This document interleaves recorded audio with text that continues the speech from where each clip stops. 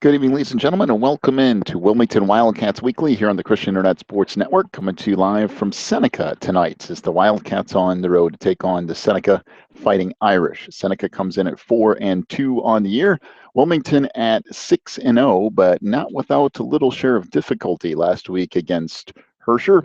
A 3-point win for the Cats, which was sealed by Joe Mann getting an interception in the last couple minutes of that game, and the Cats managed to get a first down and kind of work off some clock. But Herscher took Wilmington to the limits. Now, of course, that was without Nick Hawkins in the lineup. Nick should be back tonight. But regardless, a good effort from the Herscher Tigers last week. Wilmington had some issues with penalties. Both teams had penalties and turnovers and all that kind of thing. But when it came right down to it, the Wilmington defense made a stop. The Wilmington offense got a first down, and just enough to get out of there with a win on homecoming and move to 6-0. More importantly, win the small division of the Interstate 8 Conference. Amen. And now tonight, the last of those conference games against Seneca on the road, against a desperate Seneca Fighting Irish team at 4-2.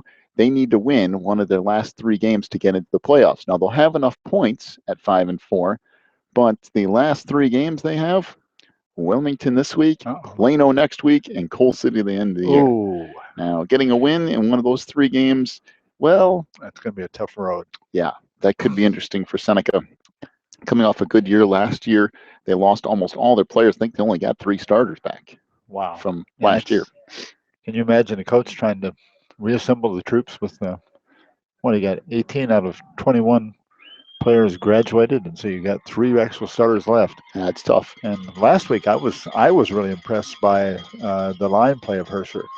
I've never seen any I-8 school, not very many anyway, be able to play toe-to-toe with the line of Wilmington, and boy, they did. They did. They had a very nice game last week, and Herscher is going to be a problem. Mark my words. Whoever gets them's in trouble. They get into the 4A playoffs, and they're going to cause somebody some trouble. They got a lot of speed. They have a big offensive line, and they have a capable quarterback. I mean, the kid can throw the ball a little bit, so they can make a little bit of noise in the 4A playoffs. And for Seneca, just trying to get into the playoffs, they need a win somewhere. Last week, they gave up a 4th quarter lead against Westmont, ended up losing by 4 in a game that really Seneca needed to win. That would have gotten them in the playoffs, regardless of what happens in the last 3 weeks. And they didn't beat Westmont. Now, Westmont's a good team. They're a much improved team over what they were a year ago. But still a very beatable team. And that's one of those games you have to take advantage of. In the I-8, there's not a lot of, easy wins. No. And if you have a game where you're favored, you need to take advantage. And unfortunately, Seneca did not last week. Yeah, Westmont was, when you look at the remainder of the last 4 games in the schedule, Westmont was a half-2 game. You had to win that one. That would guarantee your playoff position, because you got three teams after that probably will be in the playoffs. All 3 of them are tough customers, and boy, to get a win out of any of those is going to be fighting an uphill battle. Now you go on Wilmington's side of the ball at 6-0, coming off a tough game last week against Herscher. The Cats looking pretty good going down the stretch here. They get Seneca this week. Of course, we don't count any wins before Wilmington actually gets them, especially on the I-8. But they have Seneca this week, which is a winnable game. Next week, it's home against Piatone, which Piatone had a very good team last year, but they lost almost their entire team. And they've been okay, but nowhere near the team that they were last year. So the Cats a very winnable game next week. And then what proves to be the showdown of the year. Now, if both of the teams stay undefeated, and that could be a tough task for Mantino. They've got Coal City tonight. And you never know there. If the Kohlers and their big offensive line and their running backs play ball control offense, and they use a lot of the clock and keep Mantino's high-powered offense off the field. And if Coal City is in that game in the 4th quarter, I'd take my chances with Coach Johnson and Coal City. If Coal City can't get first downs and they give the ball back to Mantino and their ridiculously high-powered offense, the Kohlers are in trouble, because Coal City playing catch-up football ain't going to happen. No, they're a running team and a very slow-moving team. They've got to have control ball. And you're absolutely right. If they don't control the ball, there is not a shot for them. But should Mantino beat Coal City tonight, they should win in Week 8. And then that would set up, possibly 2 8-0 teams meeting up in Week 9. Ooh. And that will be interesting over in Mantino. We got to get there first. So both teams have got to win tonight and next week in order to make that a possibility. But can you imagine? That's quite a setup for a playoff. I honestly have no idea who would be favored in that game. Both those teams are 8-0. It's a toss-up. Who knows? All right, tonight, Wilmington Wildcats Weekly brought to you by Breezer Construction Company, as it is each and every week. Once again, a big thank you to Breezer Construction Company for sponsoring our pregame show each and every week this year, and a big thank you to all of our sponsors. Without those sponsors, we cannot bring you Wilmington Wildcats football. So be sure to go to the sponsors page, check out all of the sponsors there, go to the website, send them an email, pick up the phone, give them a call, whatever you got to do, let them know that you appreciate them sponsoring Wilmington Wildcats football, because, ladies and gentlemen, if they don't do it, we're not here. So big thank you to them for stepping up and sponsoring throughout this entire football campaign. Well, we'll take our first break of the night. When we come back, take a little closer look at the matchup tonight. Let you know what to expect out of these Seneca Fighting Irish. We'll do that in just a moment. You're listening to Wilmington Wildcats Weekly right here on the Christian Internet Sports Network, brought to you by Breezer Construction Company. Breezer Construction Company is a proud supporter of Wilmington Wildcats football on the Christian Internet Sports Network. For over 30 years, Breezer Construction Company has led the way in providing quality construction to the industrial, utility, and pipeline industries. For more information on Breezer Construction Company, go to breezerconstruction.com.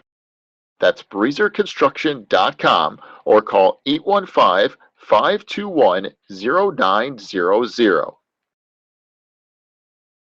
Ricchetti's Cafe and Pizzeria in downtown Coal City is an about great food in a relaxing atmosphere. Ricchetti's has delicious paninis, sandwiches, calzones, salad, pasta, and of course their incredible pizza. Plus, you can check out a game on one of their many TVs, and they have Wi-Fi too. Stop by Ricchetti's Cafe and Pizzeria today at 375 South Broadway in Coal City. ACN Representative Pete Treby has a very simple way for you to save money on your monthly bills. All you have to do is go to Pete's website and fill out the free analysis form. Then Pete will show you a detailed way to save money on everything: wireless, satellite TV, high-speed internet, local and long distance, computer support, and coming soon, save money on energy. Go to the sponsors page on this website, click on ACN Representative Pete Treby's link, fill out the free analysis form, and start saving money today. This is Wilmington Wildcats Weekly, brought to you by Breezer Construction Company here on the Christian Internet Sports Network. The 6-0 Wilmington Wildcats on the road to take on the 4-2 Seneca Fighting Irish tonight. What looks to be a pretty nice crowd. The far side Seneca stands are filling up rather nicely. This is one of the bigger football stadiums for Class 2A in the state of Illinois. Ever since they redid the school and put in the new bank of bleachers on the far side, it's really up the total stands or available stands here at Seneca. And it's a pretty big football field now, and a very nice football field. They actually have the band has their own bleachers right next to the far side stands, and all the concessions and all that is to the other side of the stands on the far side. And what's the home side press box has now been turned into the visitor side stands, despite the press box being over here. So it's an interesting look, but they've done a lot of work on the Seneca campus. They have a beautiful baseball field. They got a new track and the practice football field over there and soccer field. The addition to the school here. I mean, they've just made a lot of really, really nice improvements over the last 6-7 years to Seneca, and it's a really nice place to come watch a football game if you ever get a chance to come on over here. Yeah, it is. You have to know how to get to the school. It's kind of back on the railroad tracks here. But boy, I tell you what, they have really done a nice job with this field and the surrounding area. Baseball field is beautiful. Yeah, it is. Ooh. It really is. It's a beautiful field. Man.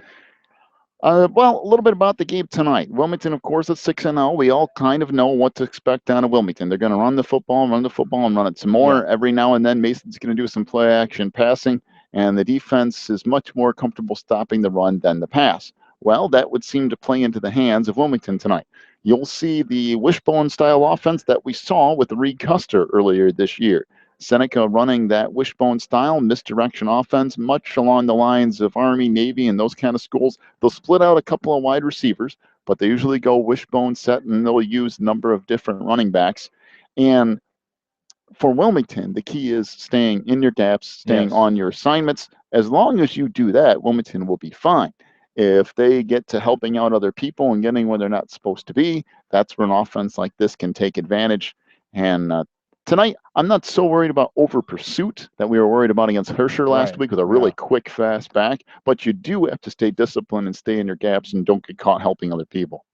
Yeah, that misdirection offense stuff is just designed to get you to leave your assignment, so you leave a hole in for them to run through, and that's what Wilmington's got to stay away from. They've got to stay home, as the coach would say, and plug up all the holes. And if they do that, they'll be very successful tonight.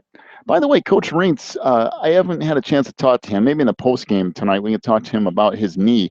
For those of you that don't know, he took a tumble on the sidelines at the end of last week's game on the interception return by Joe Mann. He was running down the sidelines and trying to dive out of the way of somebody, and ended up his knee went one way and his body went the other way. And he was not feeling too good the other night at Campbackers, and he was supposed to go to the doctor, I think, on Thursday. I hadn't had a chance to talk to him too much about that yet. Maybe we can get a chance to talk to him in post-game and see how he's doing. So if you want an injury report, and Coach is on the list. There aren't too many Wildcats that are on the list, but he's on it. Yeah, he had a gimpy leg when he came up to the booth last week after the game, and I didn't know what had happened. But, it's kind of different to have the coach on the injury list.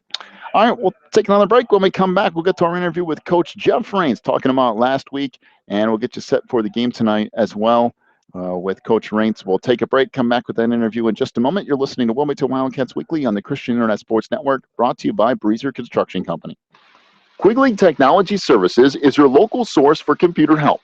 They have built numerous websites, including ours, here at the Christian Internet Sports Network. Quigley Technology Services also specializes in virus removal, so your computer will get back to full speed now. And you can trust them for first-class computer repair, including free local pickup and delivery, plus on-site service, including after hours. Contact Quigley Technology Services at 815-293-7844 or stop by at quigtech.com. That's QUIG tech.com.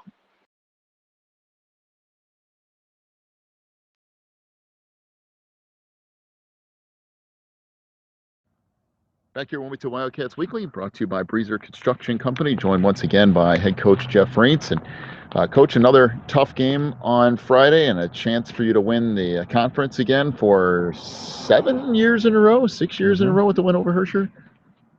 Yeah, it really is. And if we can, come out and play well, and we got to tell you what, if we can play like we did the first half against Herscher, we should be okay. If we play like we did the second half against Herscher, we're gonna have our hands full with a good Seneca team, and it's they always play well over there. They're 4-2. They got a good record going right now, and Coach O'Boyle there has taken a lot of young kids and gotten them to play well. So we have our hands full. If we're by chance we're able to get it, then we're able to go 7 years with 7 straight years of getting a conference title, and and with us wrapping up a playoff bid. Now we want to get our momentum so we can start looking to the playoffs and being able to play better. The Herscher game was another one of those kind of weird games. It seemed like a little stop and go. So many flags, and we've seen that a lot this year on all levels of football. But a lot of flags and a lot of big kind of tide turning type of flags. And it seemed like every time a big play happened, there was a flag, and it would flip everything around for both teams. So it's one of those nights where it was a nice game, but it just seemed like nobody could ever get any sort of momentum one way or the other. No, I agree. And, and I know there's a lot of flags, but I tell you, it seemed like we had some flags that were real tough on us. But I tell you what, Herscher had some tough flags on them too. So from that standpoint, it evened out. I think the big point of the game was the turnovers. And we were able to get some, and they got a few on us, but we were able to capitalize, I think, on the turnovers that we had. I thought that was a big key to the game. And then we come up with the big play at the end of the game, which is, what you have to do. Talk a little bit about some of the guys who had to step up. I know Hawkins wasn't playing on Friday, and you had a few guys kind of move around a little bit, and Weaver stepped up to the varsity level. How did all that go, do you think, over the course of the time on Friday? It all went pretty good. I think, first off, Joe Mann and Zalomi and Kirchner. I thought those guys all did a really good job in trying to stop Hersher. They played really well. Now you get to offense, and Austin Hedrick did a real good job coming in for Hawkins, and then you turn around with the Weaver kid, a sophomore, making some big plays. So, and then we've ended up fumbling. So I'm glad we won the game. So, because a young kid can really take that to heart, and we're able to win, and we're able to take a lot of positives out of that for Weave. So, and maybe you'll see him a little bit more in the playoffs as we get toward the end of the season. But I talked to Weaver after the game. I said, "Hey, well, what do you think?" And he said, "Boy, that's a fast game." And I said, "Yeah, and you're going against a really good team, so I'm glad you had some success."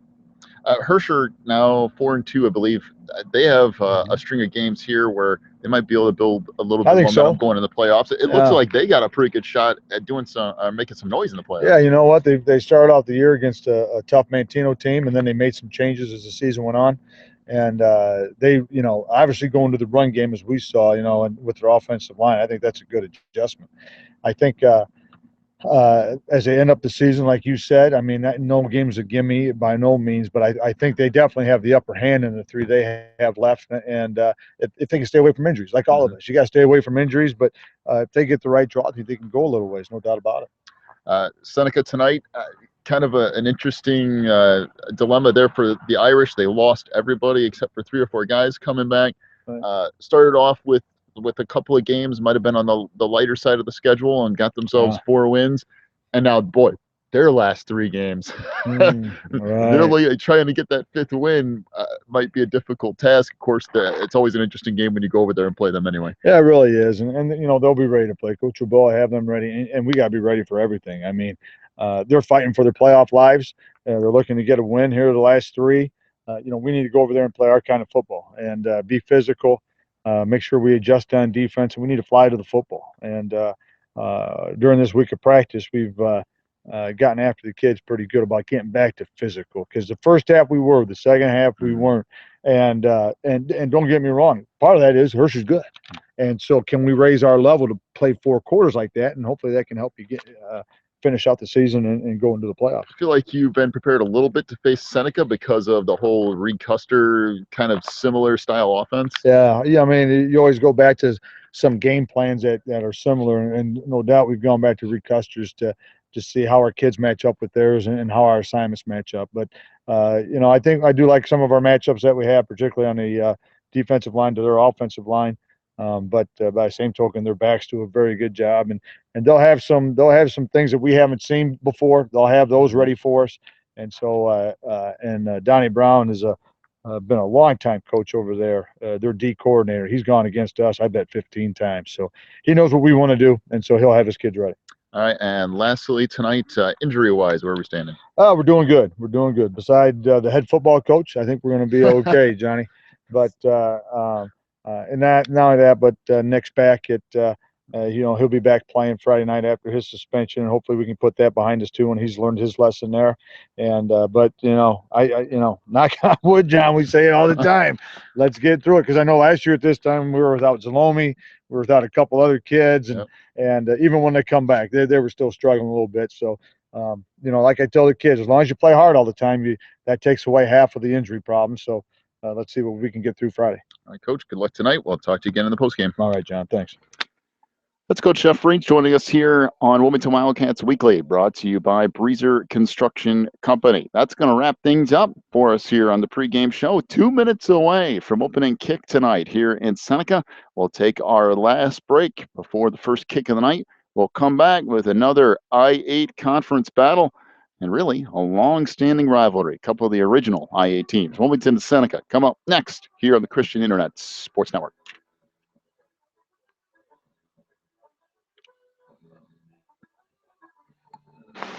Teresa's Styling Salon in Wilmington is a casual, family-friendly salon that caters to people of all ages.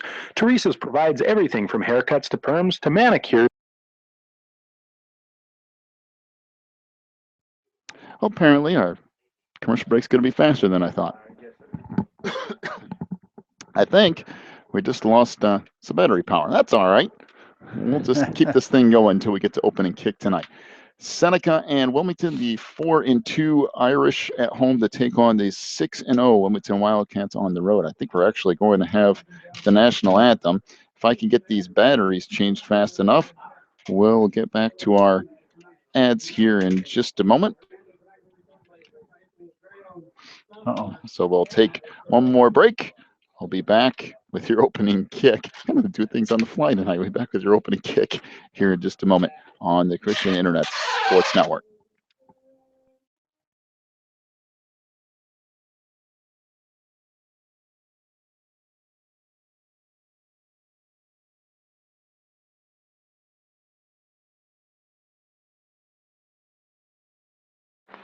Teresa's Styling Salon in Wilmington is a casual, family-friendly salon that caters to people of all ages. Teresa's provides everything from haircuts to perms to manicures, and they can highlight or color your hair for that special look. Teresa's is located in the Southgate Plaza on Water Street in Wilmington. Call today for an appointment at 815-476-1955. That's 815-476-1955.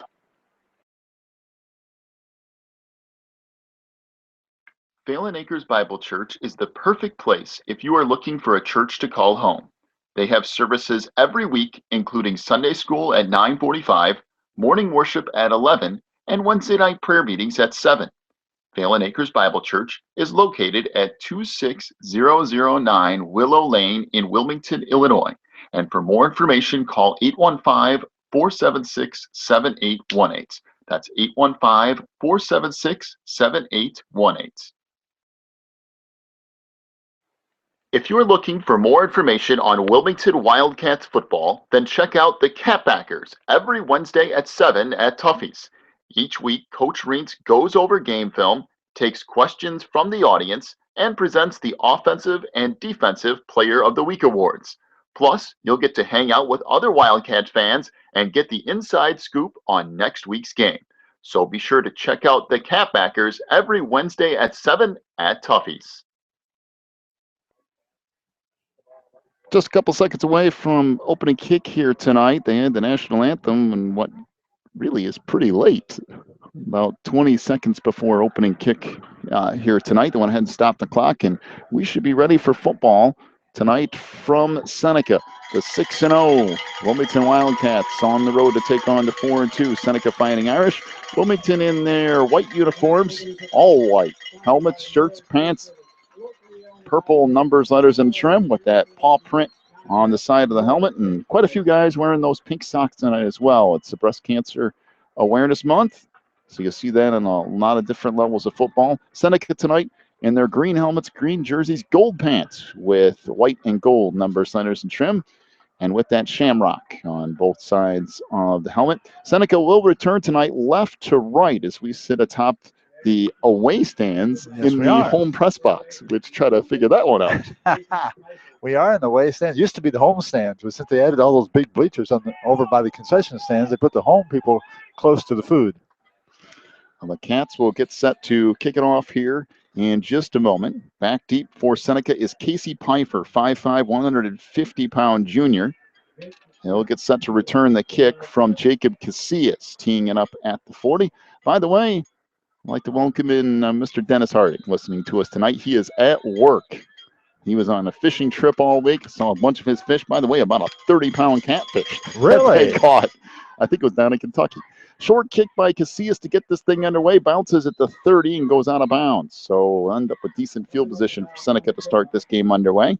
Yeah, Dennis was gone all week. Had to come back and do some work. He's the one who takes all the pictures for the Cats and the Catbacker website and all those good things. So he's checking out the game tonight. And welcome into wherever you're at tonight. I know we get listeners every week from Florida, Tennessee, Kentucky, sometimes Texas, sometimes across the sea. And we get people from all over the place. Welcome in wherever you're at tonight. We hope you enjoy Wilmington Wildcats football. 1st and 10 for Seneca from the 35-yard line of the Irish. They will go with that wishbone formation. Quarterback tonight will be Eric Appleby getting the start for the Irish. Appleby's handoff goes nowhere. Back to the line of scrimmage, and that's about it. Nice job by Kirchner to come up and make the stop. That was Alex Thornley, 5'10", 185-pound junior. back to the line of scrimmage, and that's it. Eric Appleby, a 6'1", 160-pound junior, getting the start at quarterback tonight. They also use Zachary Russell, and sometimes they switch off who starts there. Russell is listed on that chart as well. So Appleby back under center, one receiver to either side, wishbone formation, and we got flags all over the place. And more than likely, delay a game, that's usually delay a game if it comes from that area of the field, and that's false start. False start. So a 5-yard penalty on Seneca makes it 2nd and 15, and for the Irish, you can't do that. Not against Wilmington tonight. Well, they're a running team. That's bad for running team. The running team playing against Wilmington, that's doubly bad. So 2nd down and 15 upcoming for the Irish. One receiver to the far side, one back to the near. Appleby again under center. Pitch comes to Pfeiffer near side, trying to get the corner, and that's not going to work. I mean, there's just no chance of that happening. Pfeiffer runs out of room. Kirchner ends up flushing him to the sideline and shoving him out of bounds. No gain. It'll bring up 3rd and 15. If you're going to do that against Wilmington, you have to have a very quick back. Yes, you do. It's a gain of a yard because the Cats have a lot of speed, and they've seen some of those backs. Couple of last week at Herscher. Yes, Herscher had one. And man, he could run the football. Earlier in the year, who's that real fast guy? Westmont had a couple of guys who could run with the football too. So 3rd and 14, give a gain of a yard to Pfeiffer on that last carry. 3rd and 14 for the Irish from their own 31-yard line. Appleby back under center, one receiver to either side, wishbone formation. Pitch goes far side, and that's going to lose yards. Bryce Coyle gets lit up behind the line of scrimmage. And guess who? Derek Kirchner blows up everything. A loss of about almost 5 yards. That'll bring up 4th and 18 for Seneca. Boy, Mr. Kirchner he's had a great year. All over the place defensively. I mean, almost every snap he's almost on that first set of downs. He was in on every play. He's close to most valuable player in defense. So the punt here by Peter Hogue, taken by Slomi at the 45 to midfield. He could be gone to the 40, to the 30. Slomi up the sideline all the way inside the 20-yard line before he gets clipped out of bounds. Boy, what a return from Alex Slomi. Yeah, Appleby knocked him out of bounds over there. A return of 37 yards for Alex Slomi, and the Cats knocking on the door already, and they haven't even run an offensive play. 1st and 10 from the Seneca 18-yard line. So Mason Southall again to run the offense tonight for the Wilmington Wildcats. If they put the ball in the air very many times, I will be surprised. So it's McWilliams and Austin Hedrick, the wingbacks. Hawks will get the start at fullback and one receiver to either side for the Cats. Hedrick in motion, gets the pitch inside the 15, down to about the 13-yard line, a gain of close to 5 on 1st down for Austin Hedrick. I believe that's Alex Thornley on the stop for Seneca. Bring up 2nd and 5 for Wilmington from the 13 of great job Seneca. Blocking up front on that right tackle position. 9:06 to go in the first. No score, but Wilmington on the move here. Pitch the opposite way. This is McWilliams. He's got a 1st down inside the 10, down near the 7-yard line. Coyle stopped him. So Coyle on the tackle by McWilliams picks up 6 yards and a Wilmington 1st down. 1st and goal for Wilmington just outside the 6 of Seneca. They're able to move the ball on a consistent basis against Seneca so far, and we did expect that. By the way, Westmont and Reed Custer in a shootout tonight. Oh, are they? 21-14 Westmont. Double wing again for the Cats. Pitch comes back to Hedrick. Boy, it's a nice job by the Seneca defense. They blew that thing up. A loss of a yard or two. We have holding on Wilmington. Well, everything went bad. Boy, that went south in a hurry. I believe it was Rasmussen on the stop for Seneca, but whoever, it was 3 or 4 Irish that got through in a hurry. It would have gotten taken back anyway. The 10-yard penalty moves it back out to the Seneca 18. So it's first and goal for Wilmington from the 18-yard line of Seneca. Well, we've not gotten 4 minutes in the game. Wilmington's already got a penalty. We've taught, yeah, penalties have been a problem. One receiver at either side. Southall under center, still double wing. Hedrick in motion. Southall throws it near sides. Lomi has it inside the 15. Breaks the tackle, and it took about 3 guys to tackle him down around the 10. Bailey Lajawa was on coverage for Seneca and held on until he got some help, but still a gain of 8. Bring up second and goal for the Cats from the 10. Yeah, when Zalomi gets the ball, it usually one guy doesn't bring him down. He has to have 2 or 3 to get him down, and he just took it and went right over his defensive man. 2 other guys finally got there to give aid. Second and goal for the Cats from the 10-yard line. No score, 7:38 to go opening quarter. One receiver to either side. Again, double wing, Southall under center. In motion, McWilliams. Southall jots back to pass, throws it far side. One-on-one coverage. Joe Mann, did he catch it? He did. Wow. Joe Mann with a touchdown grab. Boy, what a pass. That was from right over Southall. The defensive man. Joe Mann climbed the ladder. Casey Pfeiffer had really good coverage out there. You couldn't have covered that any better than Casey Pfeiffer did. But Joe Mann goes up and takes it at the height of his jump. And the Cats will get set to attempt the extra point here off the 10-yard touchdown pass from Southall to Joe Mann. Well, 2 passes. So I said we're going to pass. 2 passes are in the first possession for 18 yards and a touchdown. And by the way, a little bit of a size advantage for Joe as well. I'll tell you that in just a moment. Casillas with his kick. That is good. Cats lead it with 7:25 to go in the first. Wilmington leads at 7-0. Joe Mann at 6 feet tall went up against the corner Casey Pfeiffer. Pfeiffer's just 5'5", so plenty of size advantage for Joe Mann on that. The Cats went after it. A good pass by Southall. Good catch by Joe Mann. Managed to stay in bounds as well. 7-0 Cats just underway here in the first. Take a break. Back with more Wilmington football in just a moment on the Christian Internet Sports Network. If you need something done around your house, chances are Beth's Busy Bees can get it done. They specialize in residential and commercial cleaning, but they can also do lawn care, small home remodeling and repair jobs, and even things like caregiving.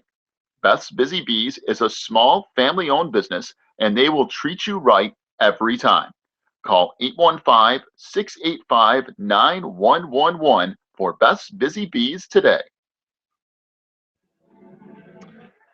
So Casillas will tee it up at the 40, kicking off right to left again. Casey Pfeiffer back deep for Seneca. Let's face it, this hasn't started too well for the Irish. It took 2 minutes. The kick short again to the far side, taken at the 34, and a fair catch called for by Eric Appleby. So Seneca will start there, 1st and 10. The Irish have had good field position. They had at the 35 to start their last drive. 33 this time. And yeah, just shy of the 34. So the problem for Seneca, though, was they went backwards on the first set of downs. Well, the Irish go shotgun formation, 3 receivers, 2 to the near side, 1 to the far out of the gun. This is the other quarterback, Zachary Russell, who hands it off to Pfeiffer, and he's going to get blown up back around the 30-yard line. Joel Mann got in there first. It was cleaned up, I believe, by Kyle Davis, but 2 or 3 Wilmington defenders were back there in a hurry. It'd bring up second down at 13 off the loss of 3. You got the feeling that Zachary Russell is more the passer of the 2 quarterbacks. And they tried to spread the Wilmington defense out a little bit, run the football, but it didn't work. 1 receiver to the far side, 2 to the near. Again, shotgun for Russell. If they're going to move the ball, they're going to have to pass, I think. Russell's going to keep it, and he's going to get back to the original, or no, not the original line of scrimmage, back to the line of scrimmage right now. McWilliams makes a stop right at the 31. No gain to bring up 3rd down and 13. Good pursuit by Nick McWilliams. That was the old quarterback read that you see in the NFL a lot now. Yes, and he got it in the pursuit of the Wilmington defense. The first man got to him and bumped him back again. He had to go try to stretch it out farther wide left, and then they came in and closed in and finished him off. 2 receivers to the near side, 1 to the far. Again, Russell Out of the gun, puts it up deep down the far sideline. That's a nice pass, but overshot his Boy, that guy can throw the intended ball. receiver. Ball's incomplete down around the 30 of Seneca. That was intended for Hunter Simon, 5'10", 159-pound sophomore. And I'm telling you, he threw that with no problem. That was 40 yards in the air. And with he had ease. no problem doing it either. Now, it wasn't entirely accurate, but he was about 4 yards beyond his receiver even. Well, 3 and out again for Seneca on 4th and 13. This punt bounces at the Wilmington 45 and gets a nice roll. Oh, look at that roll. It's going to be down right about the 32-yard line. Good punt that time for Peter Hogue. And the Cats will start at their own 32-yard line officially here. 1st and 10, 5:50 to go opening quarter. Wilmington leads at 7-0. And to this point, they've had no difficulty. No difficulty at all. Last time it took them 2 minutes and 8 seconds to produce the first touchdown, and they included 2 passes, which I did not expect, but coach did that, and boy, it paid off. By the way, Streeter, a 6-0 lead on Piatone in the first. It still sounds weird saying Streeter in I-8 football scores. It does. But they lead Piatone 6-0 in the first. Big thank you to Beth, my sister, as well as Dennis, listening in tonight for shooting us all those scores and keeping us up to date. You're going to have plenty to share during the night. Up to the minute. Oh, yeah, I should. One receiver to either side, under center. Southall fires near side. Caught by Slomi on the run. Inside the 50, breaks a tackle. Alex Slomi to the 30. He's gone. There is no chance of anybody catching him. Wow. A 68-yard touchdown pass. Southall to Slomi. And I mean, Mason Southall hit Alex Slomi on a dead run at the 45-yard line. Alex ran through one tackle at the 50, and that was it. As a matter of fact, Alex Thornley just he slowed up to a stop. There is no chance he was going to catch Alex Slomi. Yeah, he first took a couple strides and he just turned it off. Well, there's no chance he was going to catch him. No. Casillas on with the extra point here. Good snap, good hold. The kick good as well. By the way, Mason Southall, the long snapper. And Austin Hedrick, the holder on those special teams plays. 14-0 lead for Wilmington, 5:38 to go in the first. So far, so good. Back with more Cats football in just a moment on the Christian Internet Sports Network. Breezer Construction Company is a proud supporter of Wilmington Wildcats football on the Christian Internet Sports Network. For over 30 years, Breezer Construction Company has led the way in providing quality construction to the industrial, utility, and pipeline industries. For more information on Breezer Construction Company, go to breezerconstruction.com. That's breezerconstruction.com or call 815-521-0900.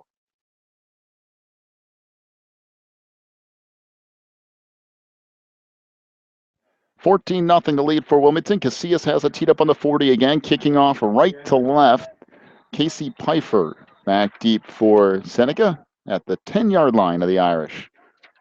Deep kick this time by Casillas down to the 17 of Seneca. Pfeiffer returns it out to the 35. So no matter what Wilmington does, it seems like it ends up at the 35-yard line. Seneca's had very good field position tonight. Oh yeah, they've had 33, 35, 35.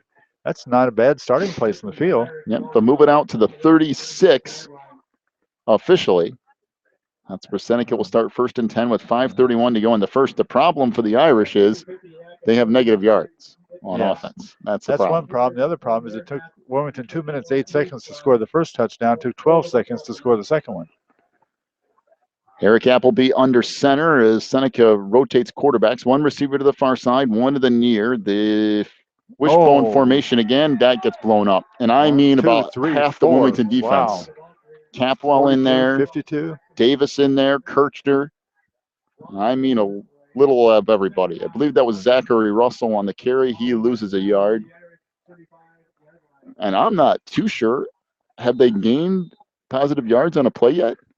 Let's see. Let me check it out. Well, they got 0 one time, twice. No, they got 1 yard one time. Casey Pfeiffer had 1 yard one time. So one receiver to the far side, one to the near. Wishbone formation for Seneca again. 2nd and 11 from the 35 of the Irish. Appleby under center. Hands off. That's going to go nowhere. Oh, my. Once Maybe again. back to the line of scrimmage. That's it. Boy, Nick Hawkins in on the stop. Got joined by Capwell again. That's Casey Pfeiffer carrying the ball for no yards. It'll bring up 3rd and 11. Casey Pfeiffer? Was it Pfeiffer or was it? Coyle. Coyle. Okay, Bryce Coyle on the carry. You had me. Yeah, I was looking at the wrong guy getting up off the pile. 3rd and 11 for Seneca from the 35. 4:14 to go opening quarter. 14-0 Wilmington, and Seneca's really not showing much on the offensive side of the ball. Wishbone formation for the Irish. One receiver to either side. Appleby drops back, fires, caught out to Nice midfield. Pass. Good pass, good catch. Austin Hedrick on the tackle. Bailey Lajawa on the catch for Seneca. That's a gain of 15 yards. Make it 16. They're going to give the ball to the 49 of Wilmington. Good pass from Appleby. The little slant route to Lajawa. Oh, boy. Actually, pretty good coverage by Hedrick, too. Yes, it was good coverage. It was just a nicely thrown pass. How many yards? 16? Wishbone formation again for Seneca into Wilmington territory at the 49. Handoff goes up the middle to the fullback, and there's just nothing there. Wilmington stacks that up in a hurry. Kurtzner. Zach Russell was on the carry. I believe it was Mason Del Angel who got in there first for the Cats. Boy, Mason has played a nice job so far this year on the defensive line. He was out one game with an injury, but he's done a great job in the middle of that defensive line. That's how it's called. For the Mason Cats. Del Angel, 42. Between Del Angel and Kirchner. Good grief. Drop it back. Appleby looks down the sideline, overshoots his intended receiver. That was intended for Bailey Lajawa. Overshot him by about 10 yards. Austin Hedrick had good coverage anyway. It'll bring up 3rd down and 10 for Seneca. 3 minutes to go in the quarter. Wilmington leads it 14-0. Yeah, he had him stride for stride as he went down the field. It was just on his inside shoulder, right where it needed to be. There's no way, almost no way that ball could have gotten through. But he overshot him by about a good 5 yards. 3rd and 10 for Seneca from the Wilmington 49. One receiver to the far side, one to the near. Wishbone formation. Boy, again for fella. the Irish. I didn't realize how tall Appleby was.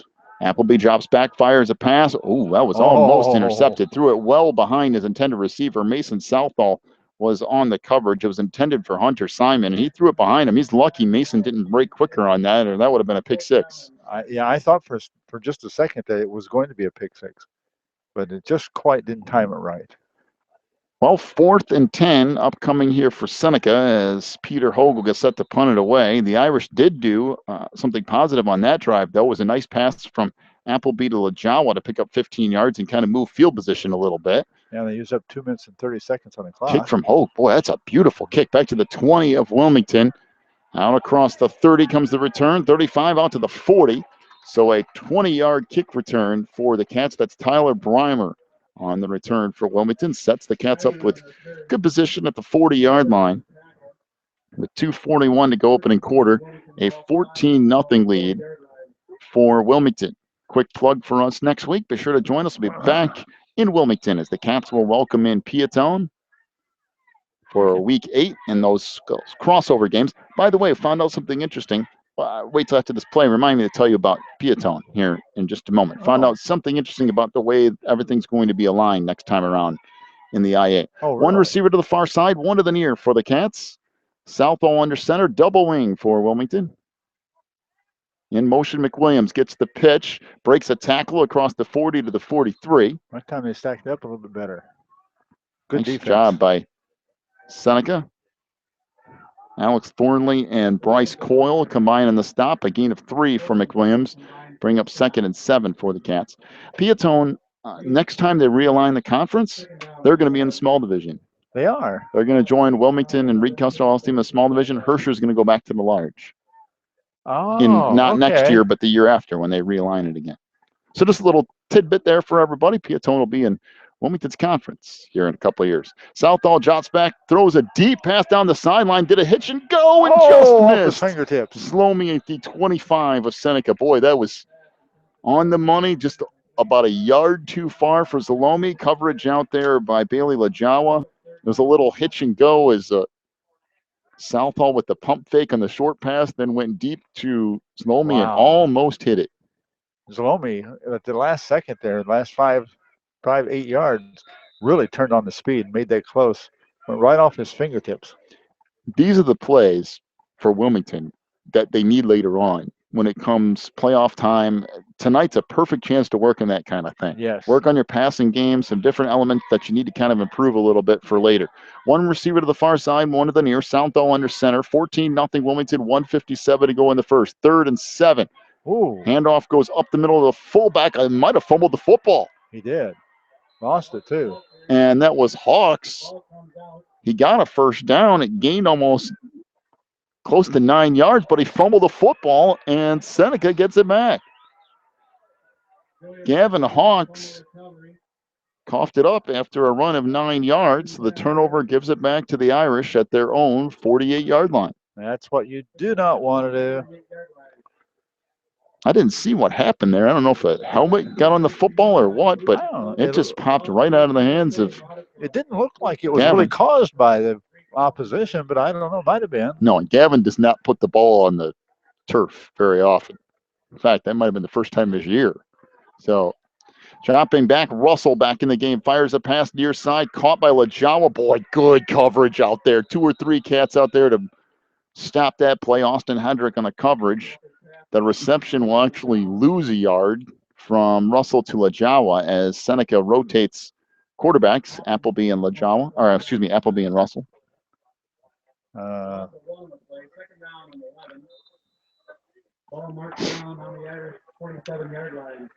2nd down and 11 coming up for Seneca. That pursuit by the Wilmington defense is really overpowering. Wishbone formation for the Irish, 1 receiver to either side. Handoff goes to the fullback. That's the first positive yards, I believe, of the night as far as rushing the football for Seneca. Now they got 1 yard one another time. Okay. So Russell on the carry. 2 yards almost. He picks up about 2 yards. It was 2nd and 11, so it's 3rd and 9. So a gain of 2 on that run. By the way, Appleby back at quarterback. That's how Russell ended up with the handoff. They're just kind of rotating those guys here. 3rd and 9 for Seneca from their own 49-yard line. Down to 30 seconds to go in the first. Wilmington leading at 14-0. 1 receiver to either side. Wishbone formation again for Seneca. And again, they rotate quarterbacks. Russell in there under center. Drops back, pressured. He's going to be sacked back at the 40-yard line. Everybody and their brother getting back there for the Cats. Mason Delangel, Kirchner back there. Kyle Davis in on the tackle. Boy, Wilmington living in the offensive backfield of Seneca. That's a loss of 9, and that will bring us to the end of the first quarter. It'll be 4th and about 17 when we start the second quarter. Wilmington leading at 14-0 over Seneca. Back with the second in just a moment on the Christian Internet Sports Network. Ricchetti's Cafe and Pizzeria in downtown Coal City is an authentic Italian restaurant that's all about sharing great food in a relaxing atmosphere. Ricchetti's has delicious paninis, sandwiches, calzones, salad, pasta, and of course their incredible pizza. Plus, you can check out a game on one of their many TVs, and they have Wi-Fi too. Stop by Ricchetti's Cafe and Pizzeria today at 375 South Broadway in Coal City. ACN representative Pete Treby has a very simple way for you to save money on your monthly bills. All you have to do is go to Pete's website and fill out the free analysis form. Then Pete will show you a detailed way to save money on everything: wireless, satellite TV, high-speed internet, local and long distance, computer support, and coming soon, save money on energy. Go to the sponsors page on this website, click on ACN Representative Pete Treby's link, fill out the free analysis form, and start saving money today. The punt to start the second quarter, taken at the 37 of Wilmington, and it gets back out to about the 38, and that's it. So Wilmington will start there 1st and 10. That was Austin Hendrick on the return for Wilmington. 11:49 to go in the half. 14-0 is the lead for Wilmington over Seneca. The Cats have dominated this game except for the one turnover. Yeah, you can afford that on a night like tonight at times, but boy, you can't afford that when you come into playoff games. Penalties and turnovers are two things you want to avoid like the plague if you're in the playoffs. So far, Wilmington only has one penalty in the first quarter. First and 10 for the Cats from their own. Oh, now that you said that, we're in trouble. From their own 38-yard line. Southall to the fullback up the middle. Out to the 40, maybe the 41. Pretty nice job by the interior of the Seneca defensive line. That's Gavin Hawks on the carry. Picks up 2 yards. And good to see from Barry Southall and this coaching staff to go right back to him and say, look, the best way to get over that is by carrying the football again. That's exactly what they did. Hedrick checks back in. Now there's some confusion here as to who's staying in the game. Breimer came in, came back out. Hawks came out. They have 11 guys in the game? I hope so. One guy, Hawks couldn't decide if they were sending him in or taking him out.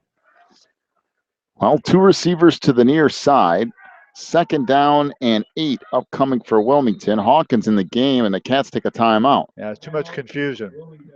Barry said, nope, too much confusion. Call timeout. Let's get on the same page. Yeah, that's just something about that didn't look exactly right. 11:02 to go in the half. It's 14-0. The lead for Wilmington. I think Dennis is about ready to go crazy with the Westmont and Reed Custer score. It's 27-21 Westmont over Reed Custer. Oh, my land. And a high-scoring affair as the Comets on the road tonight take on the Westmont Sentinels. Herscher and Lyle are scoreless. So now, the interesting thing about that score, they keep trading off scores, is that Reed Custer is in that triple offense, that running offense. Right. So Westmont can't stop that, and Reed Custer can't stop the spread offense. Yeah. Neither defense can stop the other offense. Score 80 points in that game tonight, probably. Well, here we. All right, see if we're on the same page now. Well, the Cats burned a timeout, and now a little bit of a different look. 2 receivers to the near side. In the slot is Nick Hawkins. Alex Lomi all the way to the outside. So out of the shotgun formation is Mason Southall with one back to his right. That's McWilliams who gets the handoff, pushes it ahead after running through a tackle. So 65 on the tackle. Gain of a couple to bring up 3rd and 6 for Wilmington. That's Callan Griffin, 6 foot, 240-pound senior. Pick up 3rd down and 5. Ball marked down on the Wilmington 43-yard line. So 3rd and 6 upcoming for Wilmington. First couple of drives, they went right down the field. Last drive, a turnover, and now Cats finding a little bit of tough yardage here. 2 receivers to the near side against Lomi all the way to the outside. Hawkins is the slot receiver. Out of the shotgun is Mason Southall. Takes the snap, keeps it himself. Gets near the first down, fumble the football. It's still loose, bouncing around like a hot potato. I don't know who has it. It's at the Wilmington 40-yard line. I think Seneca might have gotten another turnover. They did. I think they're punching the ball out. That ball shot straight up in the air after they were face up to each other, standing still pushing. That ball comes shooting straight up in the air. So Southall turns it over on a fumble. Well, the problem there was Mason was trying to get the first down. He was about a yard short and was trying to push forward. And while he was doing that, somebody came up and just punched the ball for him. Yeah, they punched it right straight up in the air. You can see the ball fly up in the air. Well, this is not what you wanted to see if you're Wilmington. A couple of turnovers. We still have 10 minutes to go in the half. Wishbone formation for the Irish. 1 receiver to either side. Appleby under center. Handoff, busting it to the outside now is Alex Thornley inside the 30. Down to the 20 before he's finally tackled. A gain of 19, close to 20 as Lomi finally gets the tackle. 20 yards on first down. It'll bring up 1st and 10 for Seneca from the 20 of Wilmington. Boy, if Seneca can somehow get the ball in the end zone here, we want to talk about flipping a game around in a hurry. Who carried that ball that time? Alex Thornley. Back to wishbone formation for Seneca here. 1 receiver to either side. Appleby under center again. Handoff to Pfeiffer. He'll pick up about 4 yards on first down, bring up 2nd down and 6. Seneca's gone back to that play twice now, faking it to the fullback up the middle and giving it to one of the two tailbacks in the backfield who's kind of following him through and then breaking it to the right. So the Irish have seen something there. They feel like they can exploit, and they've gone to it twice. 2nd down and 6 for the Irish from the 16 of Wilmington. One receiver to either side, I formation. Wishbone formation again for the Irish. Again, the same exact play to Pfeiffer, and he's going to pick up about 3 more. Tell you what, they found something in Wilmington because they're running right through them now. They're going off that right side, faking it to the fullback, giving it to the tailback going through, and there's a hole there every time. So until the Cats figure out what's going on and plug that up, yeah, I would expect Seneca to keep going right back to it. 8:43 to go in the half, 14-0 Wilmington. Seneca knocking on the door, 3rd and 3 from the Wilmington 13-yard line, and somebody jumped. Boy, and that's a big penalty Matt for Seneca. Aldrich. Aldrich got a little bit too excited, jumped, and it's going to go from 3rd and 3 to 3rd and 8, and that makes a big difference for Seneca.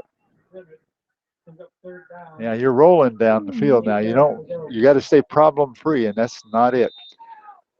Well, if the Irish can get 3 or 4 yards here, and then on 4th down get 3 or 4. Yeah, because this is 4-down territory. One receiver to either side. Wishbone formation again. Appleby under center. 3rd and 8 from the Wilmington 17. Appleby drops back, puts it up into the end zone, just overshot his intended receiver. That's Bailey Lajawa. Hedrick out there on coverage. There's a late flag down at the Wilmington 13-yard line. So we'll see what this is.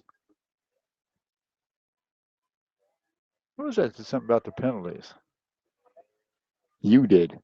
Personal foul against Seneca. Boy, that's... Boy, the Irish go from having the ball 3rd and 3 to getting 1 penalty, making it 3rd and 8. They get a personal foul penalty. They lost 20 yards on penalties in this drive. And Wilmington's going to... Well, let's see. Seneca will back it up in the 15-yard penalty all the way back out to the 33 of Wilmington. So it'll be Where's he going? 3rd and he's looking at 23 for Seneca. I thought the referee was carrying the ball, walking along. Then he was looking at his pad. The ball was already placed down. It could have been 4th and 8 for the Irish. Wilmington decides to back them up, make it 3rd and 23 because the Seneca was going to go for it anyway. Right. So Appleby now under center. Seneca's missing a player. They're going to have to use a timeout, I think, unless they got enough time on that play clock. They finally usher somebody in here to fill the rest of the wishbone formation. 4th and 23. That's what I thought. It's lost it down. Pass down the far sideline. Caught inside the 5. Down near the goal line. Caught by Lajawa. Hedrick out there on coverage, and that's a big gain. A gain of 32 yards on the pass from Appleby to Lajawa, and it'll be 1st and goal for Seneca at the 2-yard line. That's what I thought. On personal foul, it's lost it down. They kept the 3rd down thing up there until after they snapped the ball and then changed it to 4th. And I thought, well, I thought it was lost it down, but maybe I missed something. Well, Wilmington's got their hands full right now. They started off like a house of fire. Now they've run a problem. 1st and goal, handoff to Pfeiffer. Did he get in? He's down just shy of the goal line at the 1. Picks up a yard, bring up 2nd and goal for Seneca from the 1. Man. Boy, this game, Wilmington jumped out to a 14-0 lead. Looked like they were going to cruise, and then all of a sudden a couple of turnovers and a couple of big plays for Seneca, and they're ready to get within a score. One receiver to either side. Wishbone formation again for the Irish. 2nd and goal from the 1. Appleby trying to keep it himself. Did he get in? He did. Good second effort for Eric Appleby. And it's 14-6, the lead for Wilmington, pending the extra point from Seneca. It was 4th down and 23. And Seneca got 30 yards in a pass play. Shouldn't have happened, but it did. I mean, I don't know how to explain that one. What he did was he didn't get a Wilmington line chance to get through there. He just backed up 2 steps and threw it downfield, high in the air, and let him run under it. Good snap, good hold. The kick is good. So what So happens? Peter Ho gets the extra point. 14-7 is the lead for Wilmington. 7:32 to go in the half. Well, here we go. We'll take a break. Back with our Cats football in a moment on the Christian Internet Sports Network. Quigley Technology Services is your local source for computer help. They have built numerous websites, including ours, here at the Christian Internet Sports Network. Quigley Technology Services also specializes in virus removal, so your computer will get back to full speed now. And you can trust them for first-class computer repair, including free local pickup and delivery, plus on-site service, including after hours. Contact Quigley Technology Services at 815-293-7844 or stop by at quigtech.com. That's QUIG tech.com.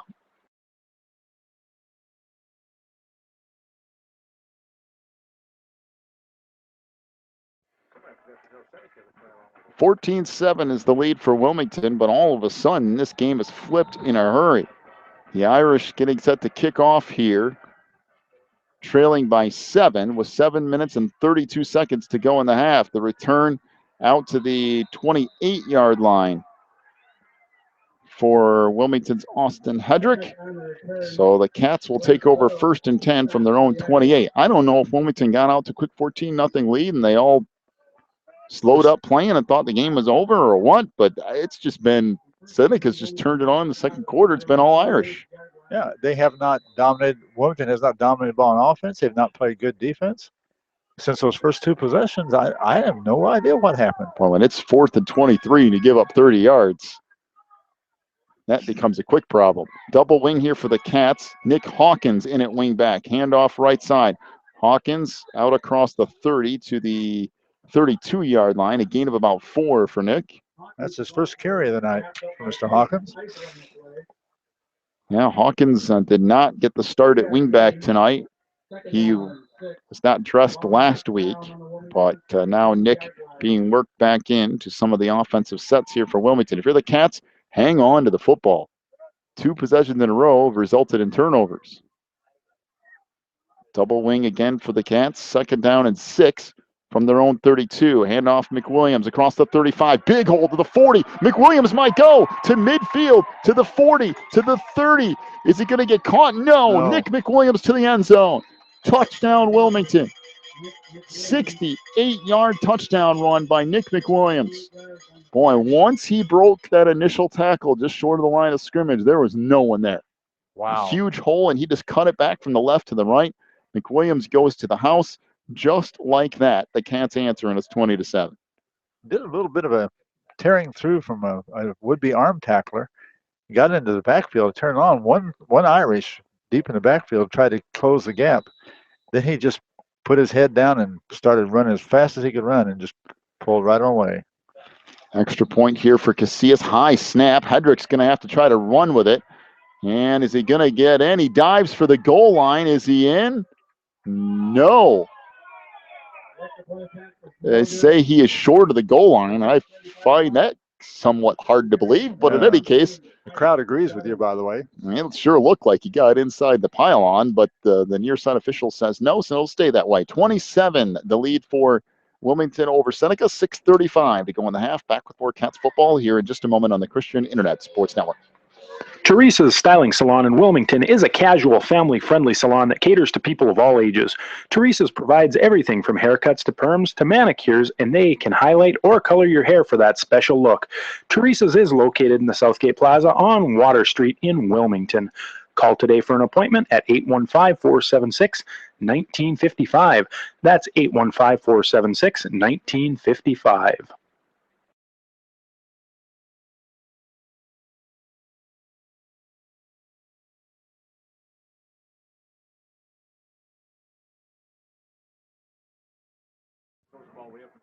$20 to 7, the lead for Wilmington here over Seneca. Casillas will have it teed up at the 40, kicking it left to right this time around. And actually, it's not Casillas. Looks like it might be Jordan Saar getting ready to kick. I believe you're correct. We'll see how this goes. Hedrick counting everybody, saying we need somebody else. We only got 10 players. So Mason Del Angel comes out at the last second. Now the Cats will approach and kick it off. This kick by Saar. Wow, what a kick. Back to the 5-yard line of Seneca. Across the 10, 20, out to the 25, and near the 27 goes Pfeiffer. Boy, that's a beautiful kickoff from Jordan Saar. And the Cats going back to trying to get a little bit of extra distance off the kicks. That's the first time we've haven't kicked for distance in a long time. Casillas did a halfway decent job last time, got it down to about the 15-yard line. When you have a couple kickers like that, count your blessings. Yeah, they're going to have, Wilmington's going to have to watch out in that quick pass pattern, because what he's doing is throwing the ball high in the air and down the field, judging how far, letting the defensive man run under, or offensive man run under it, and not giving the Wilmington time to get to him. So a handoff goes up the middle, a gain of a yard or so, and not much more than that. I think that was Russell on the carry for Seneca. Gets 1 yard, bring up 2nd and 9. We're approaching 6 minutes to go in the half. 20-7, the lead for Wilmington over Seneca. Be sure to join us at the half.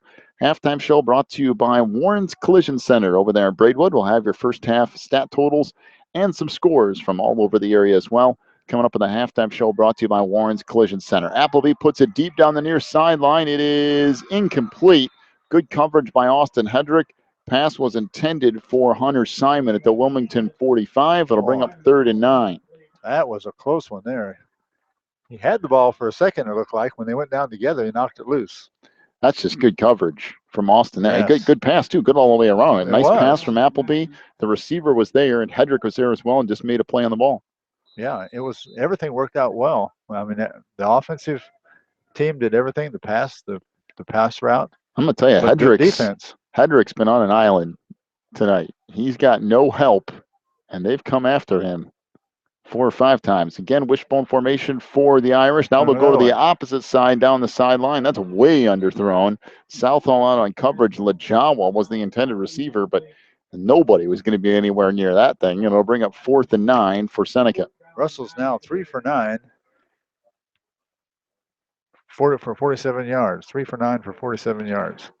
Yeah, it gets a little complicated because Appleby and Russell have gone in and out. Appleby, that time around throwing the passes. Actually, they've gone to Appleby last couple times here. I forgot to mark him down here when he threw the ball. And there's a line drive kick on the 4th and 9 punt taken by Hedrick, the 38, out to the 44. There's a flag down, and we'll see what this call is.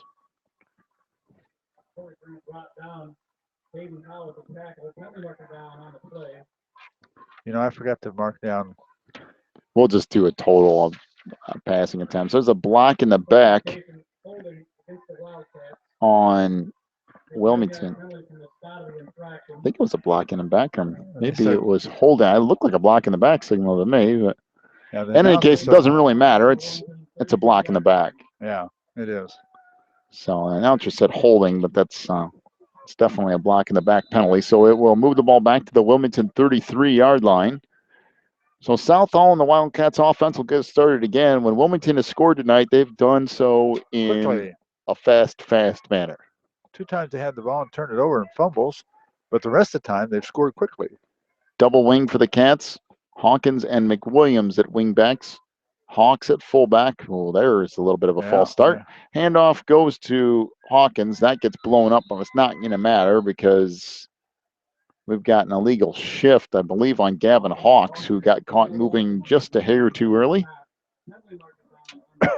That will make it. If you're Seneca, I would assume you would take this penalty. Yes, they are. Make it 1st and 15. Now, Wilmington only gained a yard in the run, so it'll have been 2nd and 9, but you want to make Wilmington go as far as they need to go. Yes, that's what Seneca's going to want to do. They want to put as many yards between them and the goal as possible. So it takes them that much longer to get there.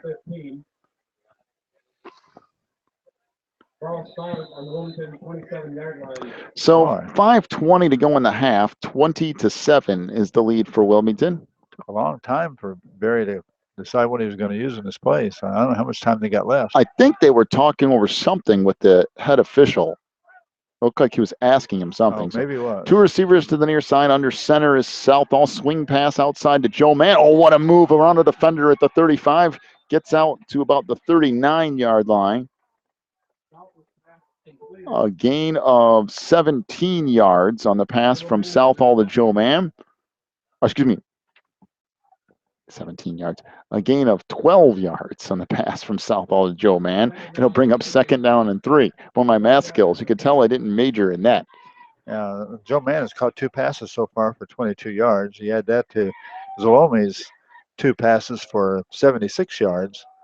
So you're at almost 100 yards, 98. 2 receivers to the far side. Southall swings it out there again. This time, Zalome makes a move across midfield to the 45 of Seneca, to the 40, breaks a tackle, and finally gets pushed out of bounds at the 37. A gain of 24 yards in the pass play from Southall to Zalome. Be 1st and 10 for the Cats from the 37 of Seneca. Well, Wilmington kind of doing the same play, going the 2 wide receiver set and doing the quick pass to the outside receiver both times. So much for my theory they wouldn't pass the ball tonight. They've got 6 passes, completed 5, and they're well past 100 yards now. 1st and 10, Wilmington from the 37 of Seneca. 4:25 to go in the half. The Cats lead it 20-7. 2 receivers to the near side, 1 to the far. Southall under center. Handoff goes to Hawks, the fullback up the middle. Huge hole inside the 30 down to the 26-yard line. A gain of 11 yards and a Wilmington 1st down. Boy, you want to talk about a hole from your offensive line. And did you see the Irish had readjusted their defense? They had only 2 linebackers playing behind the line of scrimmage, and they were about 4 or 5 yards deep. Everybody else was scared out wide from the passing. You could land up the middle then. So Breimer will check in, replacing Gavin Hawks. More often than not, that means pass coming up for Wilmington. Not necessarily all the time, but sometimes that's true. We'll go to shotgun formation here for the Cats. Breimer and Hawkins are the wingbacks. McWilliams at fullback.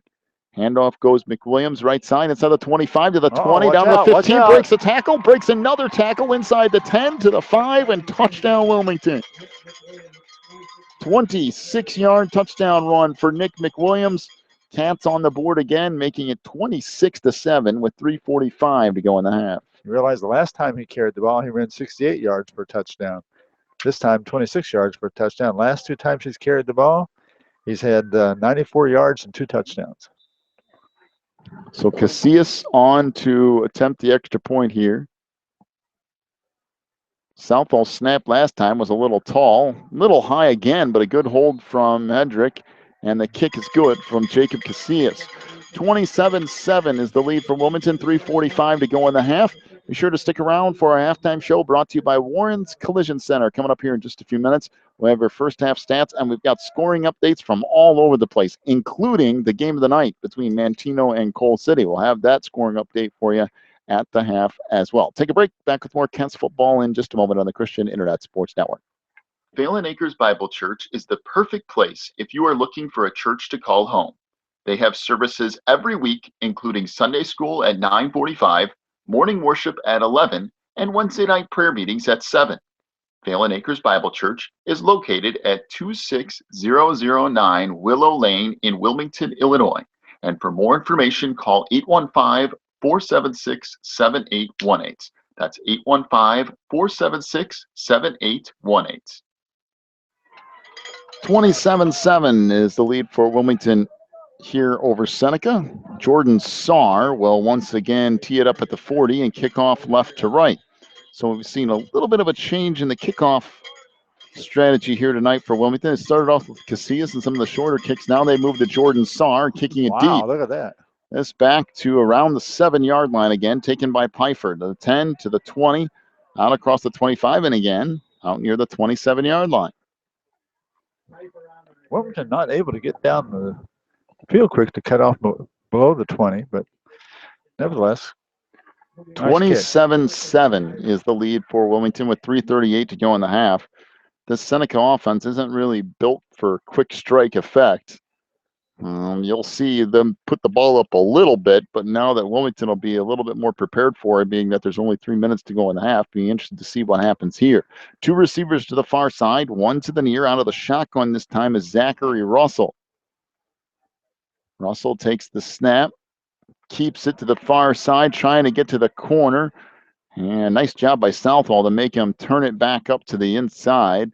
Picks up maybe 3 yards or so on the quarterback keeper.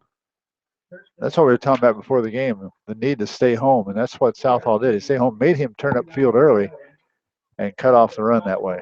But he did get 3 yards. 2nd and 7 here for Seneca. Just a reminder, next week, be back with you again. Wilmington at home for the last regular season home game of the year against Piatone.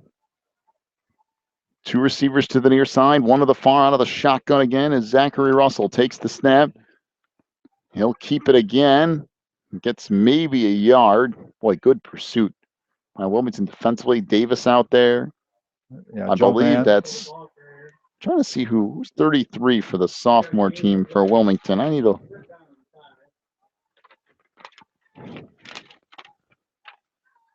Yeah, I don't have the think sophomore that's team. Sam Jones. Oh, Sam Jones, yeah. I think it's 33 from the sophomore team. Did a nice job out there as well. Trying to keep an eye on him, too. He's gotten a little bit of playing time here tonight. Looks like he's lining up in that outside linebacker position. Snap back to Russell on 3rd and 5. Fires a pass, caught at the 40, out near the 45-yard line by Bailey Lajawa. Gain of 11 yards and a Seneca first down. Nick Hawkins made the tackle. Be 1st and 10 for Seneca from their own 44-yard line. Well, he's caught, Lajawa's caught 4 passes for 60, let's see, 60-some yards. I'll have to figure that up here. 2 receivers to the far side, one to the near out of the shotgun. Russell chops back to pass, rolls right side, looking downfield, throws it deep down the far sideline. It is caught at the Wilmington 33. Nick Hawkins just lost track of where the receiver was. He sure did. He was nowhere near his receiver when the pass was thrown. So Cale Walsh ends up with the reception, and I don't know if Nick just got caught looking in the backfield or what, but Cale Walsh basically stopped at the 35-yard line, just waiting for the football. I don't even have a Cale Walsh. What number is he? 34. Yeah, I don't have tight him. end. 2 receivers to the near side, one to the far. Russell onto the gun again. 1st and 10 for Seneca from the 33 of Wilmington. Russell takes the snap, looking right side, fires, caught at the Wilmington 25-yard line. I believe that's Eric Appleby on the reception. A gain of close to 9. And we've got an official's timeout, and that might be Eric Appleby, who's injured. 1:36 to go in the half. It's 27-7 Wilmington, but Seneca has moved the football at will on this drive. Okay, who caught that one? Eric Appleby for a he gain of did? 9 yards. I think it's Eric still down. And the one before that, we had one. I was trying to find Mr. Cale Walsh. Well, Walsh is number 34. He's technically listed as a tight end. That's why I didn't have him a wide receiver. Do you remember what he got on his pass play? Oh, that was something else. 1:36 to go in the half. I believe it's Appleby who's still down. He's still They're down. attending to him, so we'll take a break as well. Be sure to stick around for our halftime show brought to you by Warren's Collision Center. That's going to come up here in just a couple of minutes. We'll get your first half stats and also scores from all around the area. We've even got the Mantino Coal City score for you here in just a little bit. Take a break. We'll come back, check on Eric Appleby in just a moment. You're listening to Cats Football on the Christian Internet Sports Network. If you're looking for more information on Wilmington Wildcats football, then check out the Catbackers every Wednesday at 7 at Tuffy's. Each week, Coach Reentz goes over game film, takes questions from the audience, and presents the Offensive and Defensive Player of the Week awards. Plus, you'll get to hang out with other Wildcat fans and get the inside scoop on next week's game. So be sure to check out the Catbackers every Wednesday at 7 at Tuffy's. If you need something done around your house, chances are Beth's Busy Bees can get it done. They specialize in residential and commercial cleaning, but they can also do lawn care, small home remodeling and repair jobs, and even things like caregiving. Beth's Busy Bees is a small family-owned business, and they will treat you right every time. Call 815-685-9111 for Best Busy Bees today. Second and a yard for Seneca. And I believe Appleby is okay, is now up at the far sideline. Russell going to keep it, trying to go right side. Fires back over the middle. Caught at the 10. And stacked up right there is the tight end once again, Cale Walsh. Russell's completion goes for 15 yards and a Seneca first down at the Wilmington 10. Well, nice job by Russell. Scrambled to the far side and then just lofted it over everybody, and Walsh was standing right at the 10. Two receivers to the far side, one to the near, out of the shotgun. Russell, 1:10 and counting to go here at the half. First and goal from the 9. Russell drops back to pass, looking right side, fires. It is caught at the 2, and I believe we're going to have a late hit as well, roughing the passer on, I think it's Derek Kirchner. So it would have been a gain of 7. Well, it is a gain of 7 because they're just going to tack it on at the end. Gain of 7 on the pass play, and then the personal foul on Kirchner is an extra yard. So instead of second and goal from the 2, it goes to first and goal from the 1 with 1:01 to go in the half. And we've got a timeout to Seneca. That's their second of the half. Well, I know one thing. If I'm the Irish and we come to second half football, I'd be winging the football all over the place. You know what to do. They're definitely susceptible to the pass, and we've known that all along. Wilmington has never had a great job against the pass. And the difficulty for Wilmington now is that Zach Russell's a very mobile quarterback. So if they get him on the run to the right or left side and get him out of the pocket and things start breaking down, even if you have good coverage of the receivers, once Russell gets outside of the pocket and the receivers can just start breaking up and doing whatever, then it becomes a problem. He's done a nice job. Well, and the offensive coordinator for Seneca's done a nice job of moving the pocket. That last and, pass. And even if he's in the pocket, it's just boom, boom, get the ball out. He's not holding the football. It was that last pass to Walsh. We didn't ever say who it was to, but first and goal for Seneca from the 1-yard line with 1:01 to go in the half. All right, here we go. Boy, they're bunched up inside now for a run. Russell trying to keep it, got stopped initially, but he spins off and dives into the end zone. So touchdown to Seneca with 56 seconds to go in the half. It's 27-13, the lead now for Wilmington. Well, at times tonight, it's been a real good defensive showing for Wilmington, and then other times it's been a disaster. Yeah, sometimes they have played just outstanding. Well, Seneca's kind of gone to school, playground football, and it's been effective. The kick here is good. We got a flag down, and that's probably roughing the kicker. Good grief. Personal foul, roughing the kicker. So there's been a roughing the quarterback, a roughing the kicker, 2 fumbles. I mean, this is just, I don't know. If, like you said before, you do this against a playoff team, and you're going to have a lot of difficulties. Fortunately, tonight for Wilmington, Seneca's not quite at that level just yet, but I mean, the Cats have had a lot of problems in this first time. There've been a lot of good things too. I mean, they've had a lot of positives. Yeah, some very nice things. But there's been good some job stuff of passings. Boy, it's just it's been one of those nights so far, good and bad. 27-14 is the lead for Wilmington, with 56 seconds to go in the half. Now Seneca will kick off from the Wilmington 45-yard line. Well, now what do you do with the kickoff here? They don't want to kick it all the way to the end zone, I suppose. So I would. I'd put Wilmington on the 20. I'd try to get it inside the 5 is actually what I would do. That's what I would like to do right there. And if it goes in the end zone and comes out the 20, if they catch it inside the 5, you've got an opportunity here. We'll see. Peter Hogue with the kick.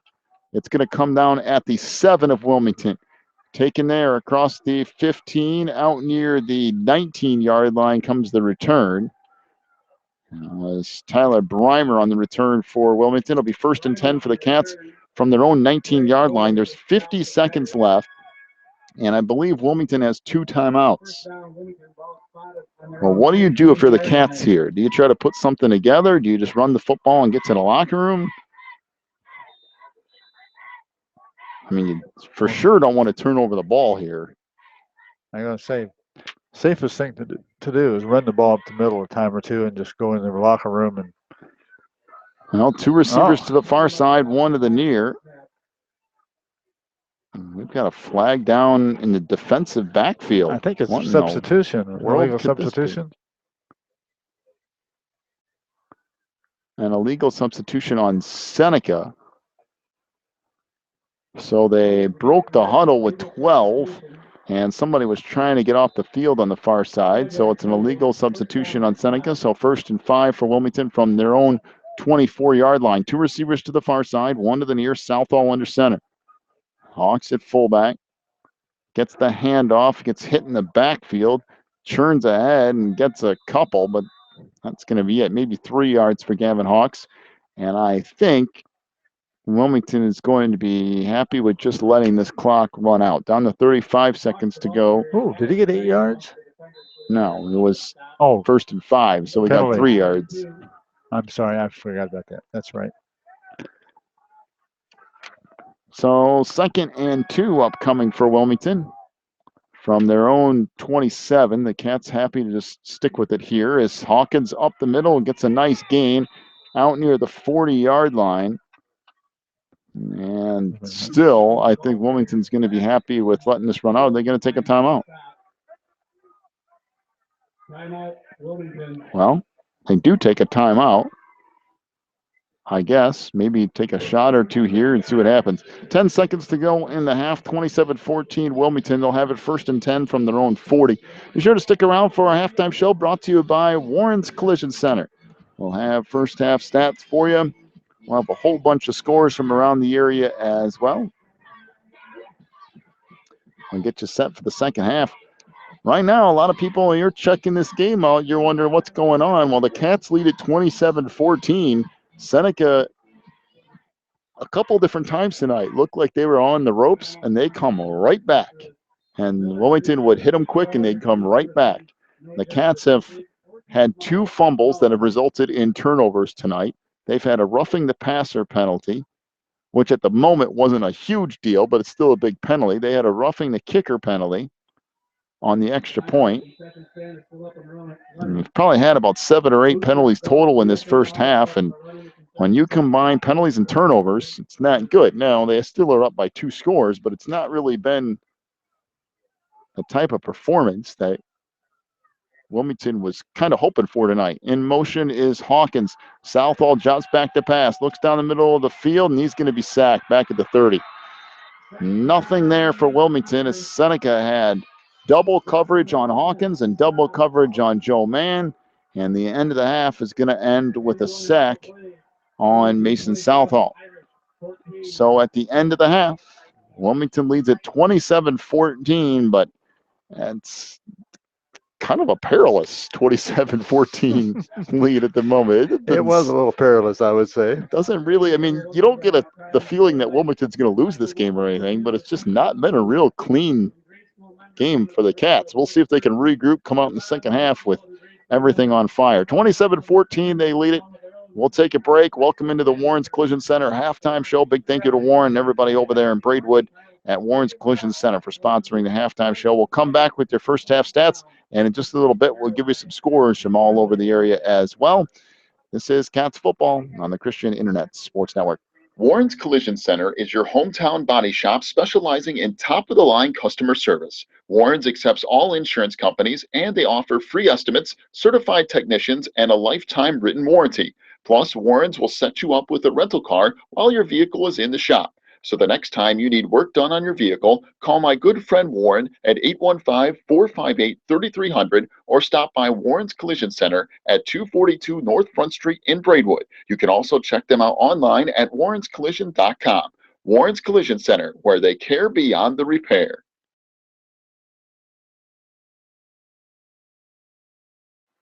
Breezer Construction Company is a proud supporter of Wilmington Wildcats football on the Christian Internet Sports Network.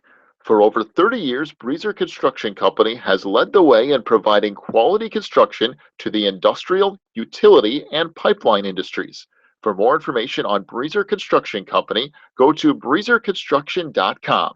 That's breezerconstruction.com or call 815-521-0900.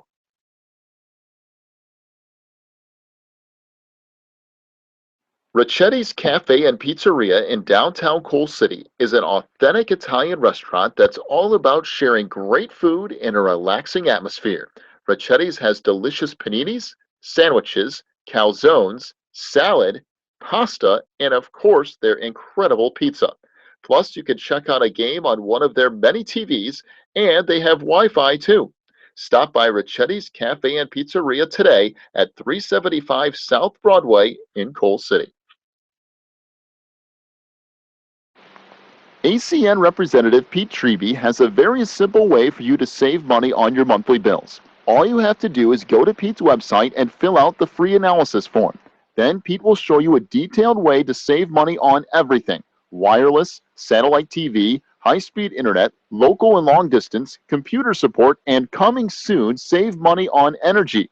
Go to the sponsors page on this website, click on ACN Representative Pete Treby's link, fill out the free analysis form, and start saving money today. Quigley Technology Services is your local source for computer help. They have built numerous websites, including ours here at the Christian Internet Sports Network. Quigley Technology Services also specializes in virus removal, so your computer will get back to full speed now. And you can trust them for first-class computer repair, including free local pickup and delivery, plus on-site service, including after hours. Contact Quigley Technology Services at 815-293-7844 or stop by at quigtech.com. That's QUIG tech.com. 27-14 is the lead for Wilmington at the half over Seneca. Not been the prettiest game so far for Wilmington, but they still hold a 2-score lead. First half scoring totals. First of all, for Seneca rushing the football, Zachary Russell, 9 rushing attempts for -1 yard and a touchdown on the quarterback keeper. Alex Thornley has 1 carry for 20 yards. Casey Pfeiffer ran the ball 5 times for 10 yards. Bryce Coyle, 2 carries for -5 yards. Alex Appleby, 2 carries for 1 yard and a touchdown. Of course, his came on the quarterback keeper as well. And the Seneca Fighting Irish, 19 carries for 34 yards and a couple of touchdowns. Now, through the air, we just kind of combined the totals from Zachary Russell and Eric Appleby, I think, because they changed them so many times. When we missed a couple there, it goes to who, whatever. So as a combined total, Seneca is 8 of 14 for 106 yards. Bailey Lajawa, 4 catches for 58 yards. Alex Appleby has 1 reception for 9 yards. And Cale Walsh with 3 receptions for 39 yards in that first half. So 106 yards through the air, 34 on the ground. Seneca with 140 yards of offense in the first half. For Wilmington rushing the football, Mason Southall, 1 rush for -8 yards. Of course, that's the sack. We include sack yardage here. Nick Hawkins, 2 carries for 15 yards. Gavin Hawks ran the ball 4 times for 25 yards. Nick McWilliams, 5 carries, 106 yards, and 2 touchdowns in the first half. Wilmington, 13 rushing attempts, 143 yards, and 2 touchdowns. Through the air, Mason Southall is 5 of 6 for 122 yards and a couple of touchdowns. Joe Mann, 2 receptions for 22 yards. Alex Lomi with 4 receptions for 46 yards in the first half and a touchdown. So Joe Mann and Alex Lomi both with touchdown receptions. However, Wilmington has fumbled the ball twice, so 2 big turnovers. They've had some penalties in this first half. Defense has looked really good at times and really bad at other times. So just kind of, and I don't really mean to say the defense looks bad, but it's Seneca more attacking certain aspects of the Wilmington defense that they're going to have to adjust and look at. I don't think they're really ready for Seneca to throw the football all over the field tonight, for one thing. And that's what the Irish have gone to, and that's what's been a problem for Wilmington. If they can somehow swing that around, then maybe in the second half we see a little bit different things defensively. But at this point, Seneca has found some stuff that has worked, both a little bit on the ground game toward the end of the half, and especially through the air. They've got a couple of scores, and they're within 2 touchdowns. And right now for Seneca, you got to be pretty happy with that. Yeah, you find out the couple things they did. You come in with a wishbone attack, and of course Wilmington was expecting to run. Then they came in passing, and what they've done is they've had a 2 to 3 step drop, and then put the ball in the air high down the field and let their pass receiver run underneath it, and that negates the Wilmington pass rush. The other thing that they've done is they sent Appleby sometimes sprinting out, or one of them sprinting out to the side, buying a little bit of time, and Wilmington is adjusting to that, leaving a man open in the field as he buys a little time, gives him a chance to work free, and boy, it's worked.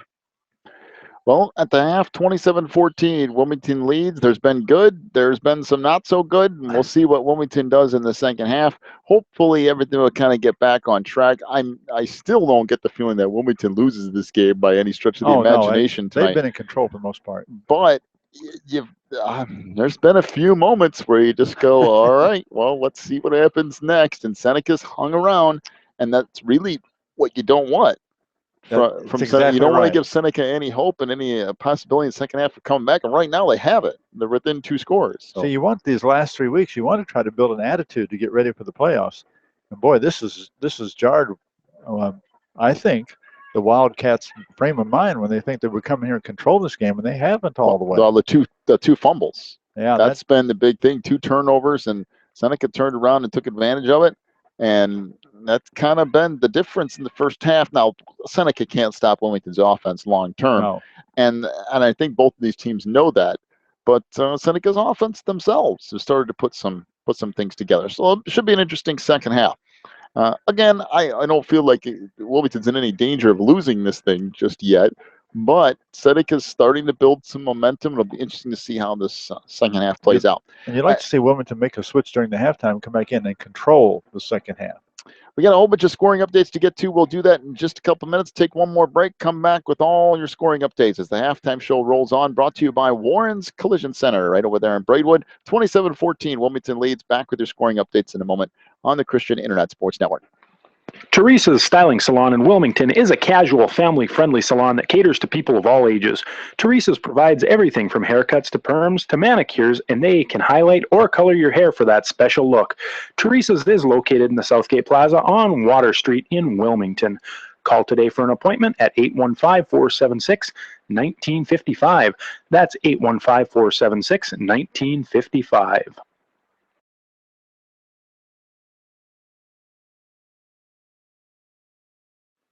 Phelan Acres Bible Church is the perfect place if you are looking for a church to call home. They have services every week, including Sunday school at 9:45, morning worship at 11, and Wednesday night prayer meetings at 7. Phelan Acres Bible Church is located at 26009 Willow Lane in Wilmington, Illinois. And for more information, call 815-476-7818. That's 815-476-7818. If you're looking for more information on Wilmington Wildcats football, then check out the Catbackers every Wednesday at 7 at Tuffy's. Each week, Coach Reentz goes over game film, takes questions from the audience, and presents the Offensive and Defensive Player of the Week awards. Plus, you'll get to hang out with other Wildcat fans and get the inside scoop on next week's game. So be sure to check out the Catbackers every Wednesday at 7 at Tuffy's. If you need something done around your house, chances are Beth's Busy Bees can get it done. They specialize in residential and commercial cleaning, but they can also do lawn care, small home remodeling and repair jobs, and even things like caregiving. Beth's Busy Bees is a small family-owned business, and they will treat you right every time. Call 815-685-9111 for Beth's Busy Bees today. Warren's Collision Center is your hometown body shop specializing in top-of-the-line customer service. Warren's accepts all insurance companies, and they offer free estimates, certified technicians, and a lifetime written warranty. Plus, Warren's will set you up with a rental car while your vehicle is in the shop. So the next time you need work done on your vehicle, call my good friend Warren at 815-458-3300 or stop by Warren's Collision Center at 242 North Front Street in Braidwood. You can also check them out online at warrenscollision.com. Warren's Collision Center, where they care beyond the repair. 27-14 is the lead for Wilmington over Seneca here at the half from the Warren's Collision Center halftime show. Promised you some scoring updates around the area, and we'll get to that right now. First of all, in the ridiculous Reed Custer Westmont game that just seems to be no one can stop anybody. That's something else, isn't it? Westmont has a 40-28 lead on Reed Custer. Now, Comets have one win in the year. Westmont is 3-3. If they win tonight, makes them 4-3, and they're one win away from becoming playoff eligible, which is actually a shot at happening for Westmont for the first time in who knows how long. We don't know who they got left, do we? I'm not off the top of my head, but also other scores tonight. The big one tonight that everybody's wondering about, Manteno and Coal City. Manteno is undefeated. Coal City has one loss on the year. That was to Wilmington. Well, right now, Manteno leads at 14-7 over Coal City. That with 5 minutes and 30 seconds to go in the half. So 5:30 in the half, Manteno 14, Coal City 7. Also, another close game tonight. Interesting score. Peatone a 26-20 lead on Streeter. Oh. That with 1:39 to go in the half. So again, Peatone up on Streeter 26-20 with 1:39 to go in the half. Herscher a 14-10 lead on Lyle as well at the half. So Herscher just Really? up by 4 points on Lyle tonight at the half. The Tigers in a little bit of a battle with Lyle tonight. That's not the same Herscher team we played last week, boy. I tell you what, they were tough. All right, and some other scores from around the area. Those are all the I-8 scores. Now some scores from around the general area here. As soon as we can get them to pull up here, we'll get to those momentarily. A bunch of the Joliet area scores. Lockport up 41-6 on Joliet Central.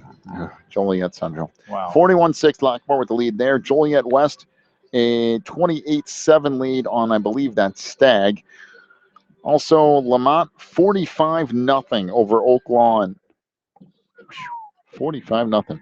Wow. Also, Lincoln Way North 24-7 up on Lincoln Way West. Bolingbrook a 21-14 lead on Homewood Flossmoor. Plainfield South leads Minooka 21-12. So a good battle there between Plainfield South and Minooka. And those two teams right next to each other. Yes, They're only, I can't be more than 5 miles apart, Plainfield South and Minooka. And Plainfield East a 21-9 lead on Oswego. So Plainfield East up 21-9. Oswego East a 21-17 lead on Plainfield Central. Romeoville a 40-7 lead on Plainfield North. Providence 35-7.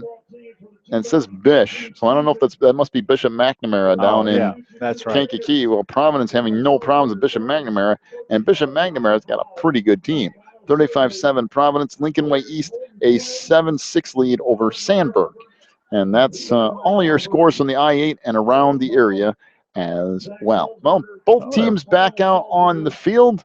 We'll take a break. We'll come back with the second half of football in a moment. We'll see if Wilmington can kind of get this thing back on track here. They lead it somewhat comfortably, but it's not been the type of game that you would expect from Wilmington tonight. 27-14, they lead Seneca. Take a break. Back with more Cats football in a moment. You've been listening to the Halftime Show brought to you by Warren's Collision Center on the Christian Internet Sports Network. Breezer Construction Company is a proud supporter of Wilmington Wildcats football on the Christian Internet Sports Network.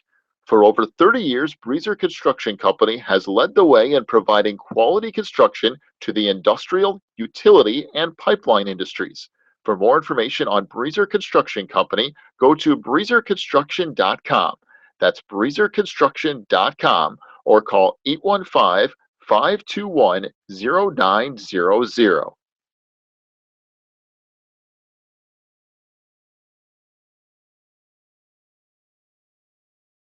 Ricchetti's Cafe and Pizzeria in downtown Coal City is an authentic Italian restaurant that's all about sharing great food in a relaxing atmosphere. Ricchetti's has delicious paninis, sandwiches, calzones, salad, pasta, and of course, their incredible pizza. Plus, you can check out a game on one of their many TVs, and they have Wi-Fi too. Stop by Ricchetti's Cafe and Pizzeria today at 375 South Broadway in Coal City. ACN Representative Pete Treby has a very simple way for you to save money on your monthly bills. All you have to do is go to Pete's website and fill out the free analysis form. Then Pete will show you a detailed way to save money on everything: wireless, satellite TV, high-speed internet, local and long distance, computer support, and coming soon, save money on energy. Go to the sponsors page on this website, click on ACN Representative Pete Treby's link, fill out the free analysis form, and start saving money today. Quigley Technology Services is your local source for computer help.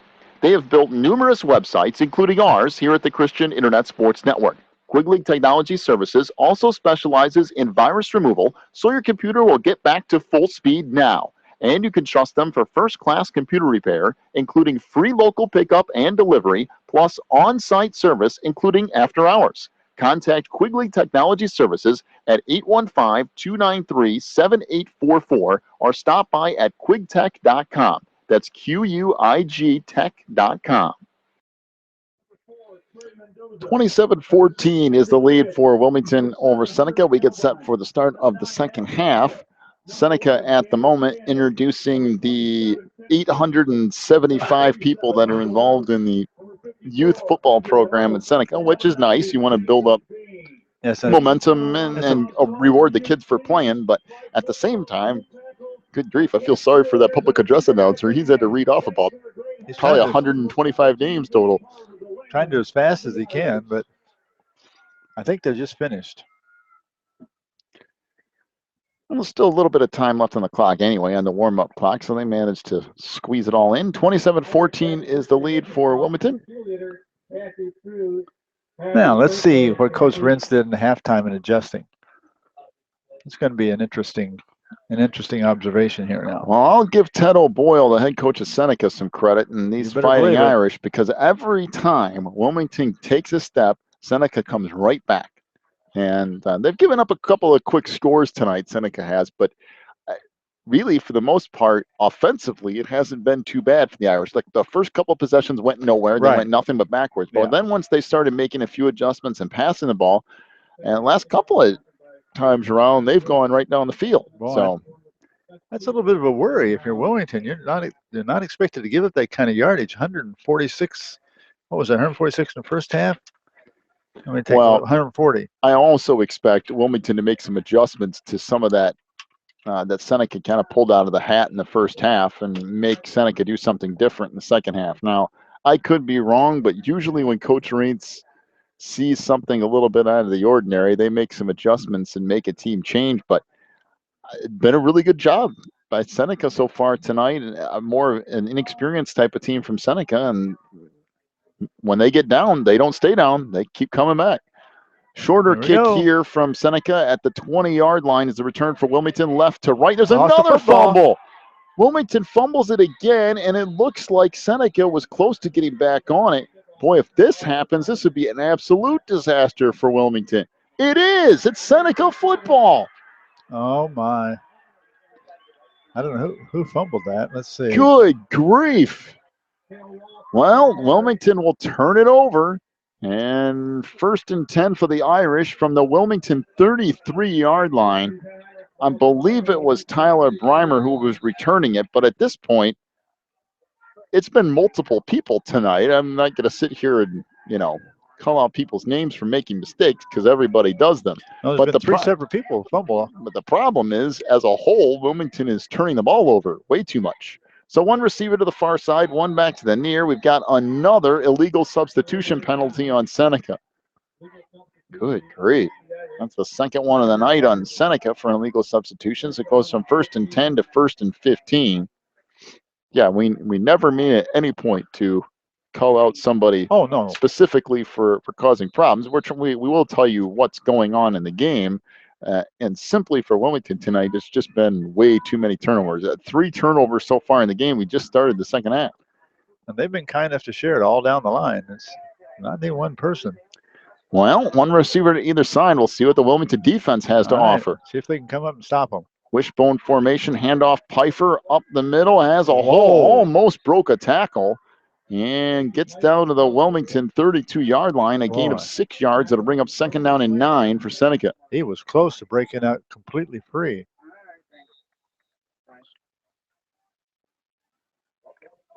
Well, no matter what level of football you're on, if you turn the ball over that's not 3 or 4 times in a night, you're in trouble.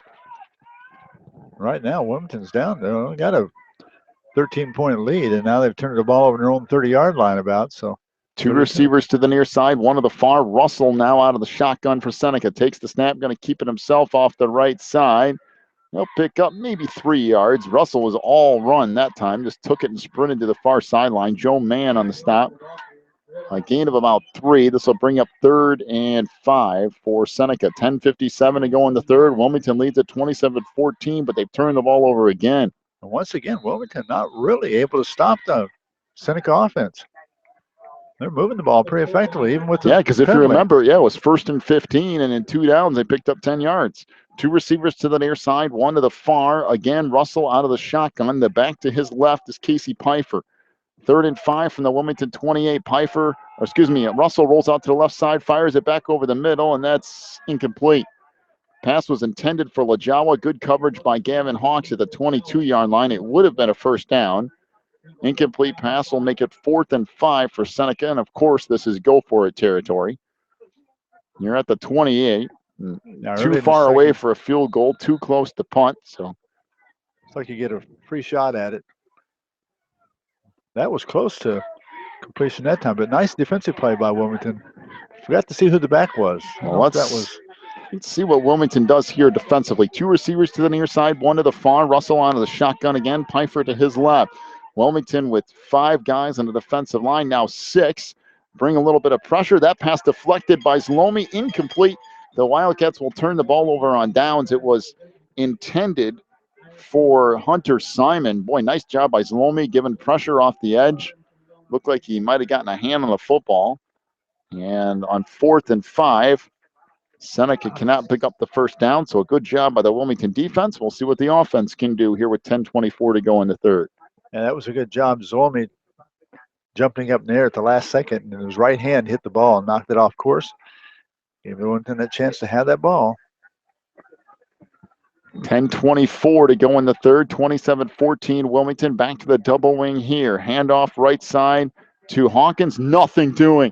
Boy, he got stood up in a hurry by Alex Mann. 5'10", 230-pound senior. Stopped Hawkins in his tracks. No gain. It'll be 2nd and 10 for Wilmington. Wilmington has, for the most part, has not been able to run the ball effectively here in the second quarter on the third, except for 2 runs. Mr. McWilliams, 68 and 26 yards. So 1 receiver to the far side, 1 back to the near.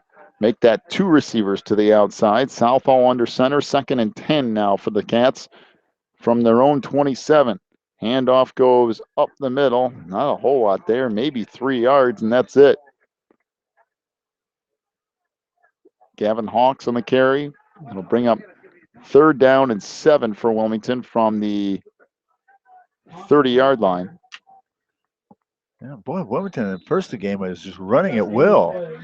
And since then, except for a breakaway one here and there along the way, it's found that it's going a little more tough.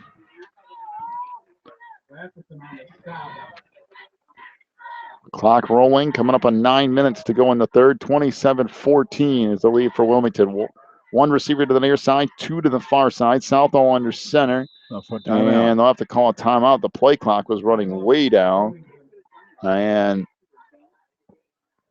the Cats will use the timeout. So the first of 3 burned with 8:56 to go in the third. 27-14 Wilmington. They're facing 3rd and 7 from their own 30. Do that in just a moment here on the Christian Internet Sports Network. Teresa's Styling Salon in Wilmington is a casual, family-friendly salon that caters to people of all ages. Teresa's provides everything from haircuts to perms to manicures, and they can highlight or color your hair for that special look. Teresa's is located in the Southgate Plaza on Water Street in Wilmington. Call today for an appointment at 815-476-1955. That's 815-476-1955.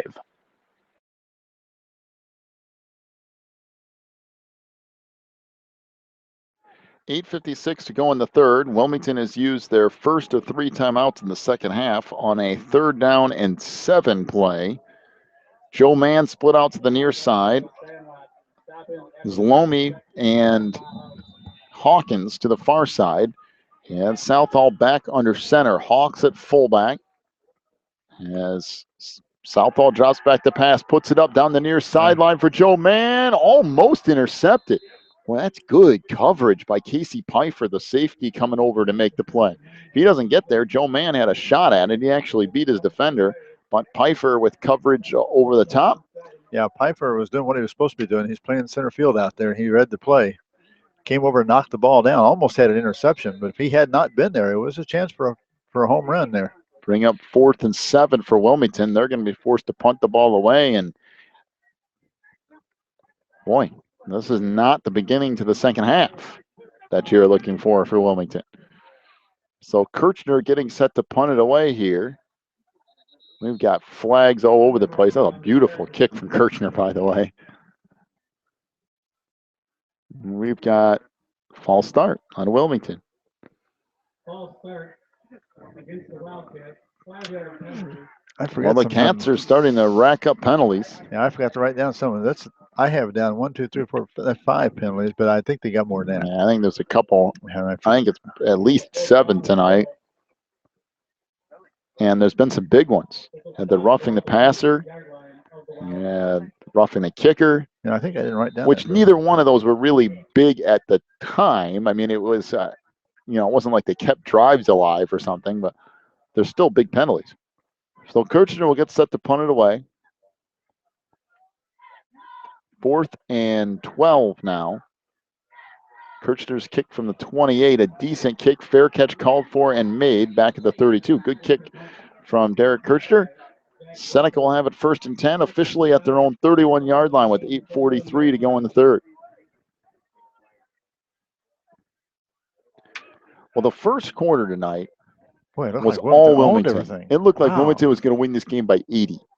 And then the second quarter on, for the most part, it's been all Seneca, save for a couple of big running plays.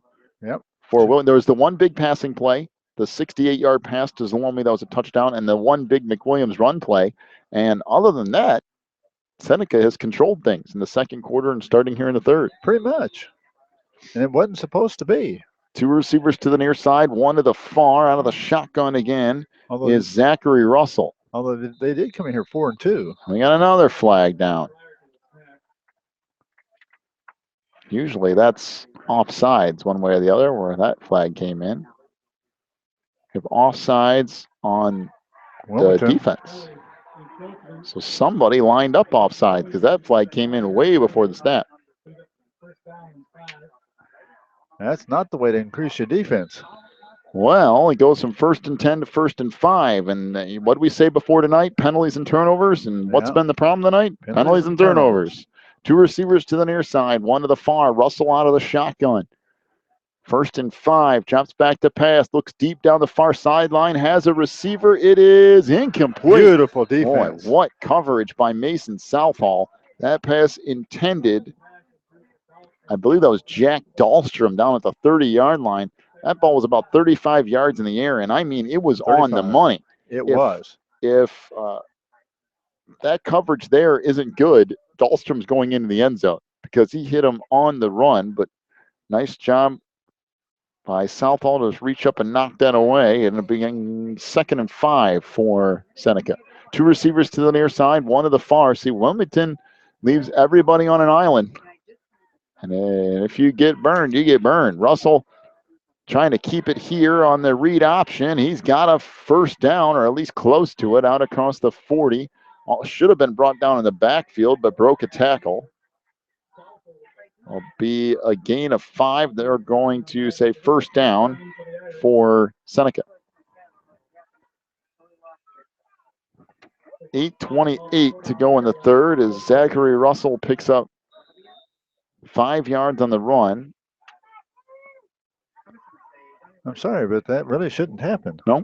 No, he should have been dropped for a loss. No, yeah, he should have been. But he wasn't. You've got to start getting these tackles down. 2 receivers to the near side, 1 to the far. Russell out of the shotgun again. Handoff this time goes up the middle, and a good gain on first down, picking up close to 5 yards, maybe 6 on the run is Alex Thornley.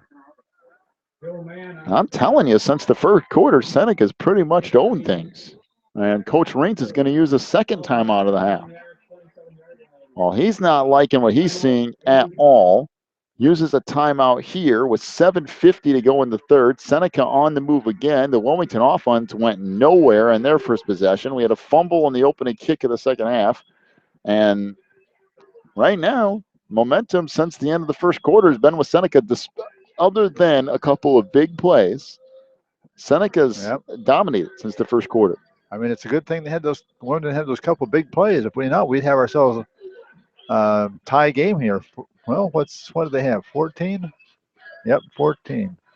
It just almost seemed like when Wilmington got up big early, you finally thought, okay, they're coming in, they're going to blow the doors off. Yeah. We finally got, that game where for 4 quarters it's there. And after the first quarter, I don't know if they got comfortable or Seneca made some good adjustments or what, but it's been trouble since then. 2nd and 4 upcoming for Seneca from their own 48-yard line.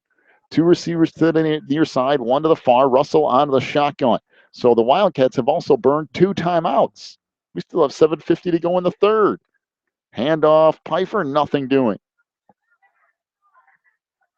As we have a late flag coming in. And I mean real late. I think he's going to call personal foul. That was about 10 seconds after the play was over. Yeah, if he calls it, that's a bad call.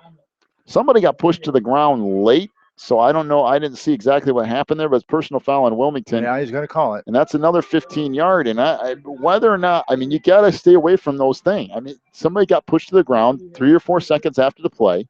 And whether or not you started or you were ending it, at that point, it doesn't matter. The referee saw what happened at the end, and now a 15-yard penalty gives Seneca 1st and 10 at the Wilmington 37-yard line. And that's what Wilmington has done. They did last week with Hersha, doing again this week. They're keeping the other team in the game with their penalties. Penalties and turnovers have just been last 2 weeks have been unbelievable. So 2 receivers to the near side, 1 to the far. Russell onto the shotgun again. Wilmington needs a defensive play here to get things started back in the right direction. Handoff, Pfeiffer breaks a couple of tackles, breaks another tackle, still churning down to the 31 of Wilmington. A gain of at least 6 on the run. Wow. Seneca's winning the line of scrimmage. Their running backs are running with power and with purpose, and Wilmington's having all kinds of trouble. 2nd and 4 for Seneca from the 31. That was a nice run by Pfeiffer. He was met up front, and he fought his way through the Wilmington defense and got himself about 7 yards. 2nd and 4 for Seneca from the Wilmington 31. Snap back to Russell. He's going to keep it this time. Gets a yard, maybe 2. Good pursuit by Davis. Chop him down. It'll bring up 3rd down and a yard and a half or so. You can give him a couple. Bring up 3rd and a long 1. Yeah, you're right. Exactly, a yard and a half. And I think, was it Hawks over there was playing the defensive end over there? Anyway, whoever that was stayed at home and forced that in and got the tackle made. I don't know. That was a nice job of playing the defense. At 3rd down and a yard for Seneca. 2 receivers to the near side, 1 to the far from the Wilmington 28-yard line.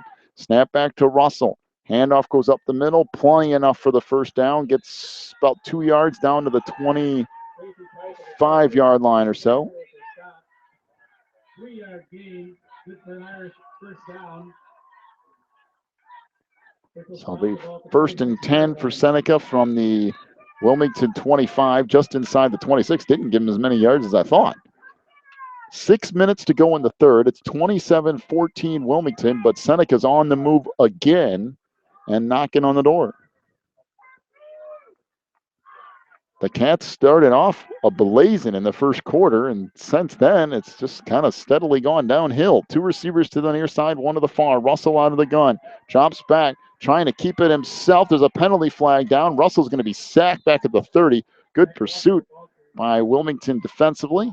Usually it's holding when you get it back in there, but we'll have to see. Joe Mann ended up getting the sack. Back at the 30, let's see what this call is.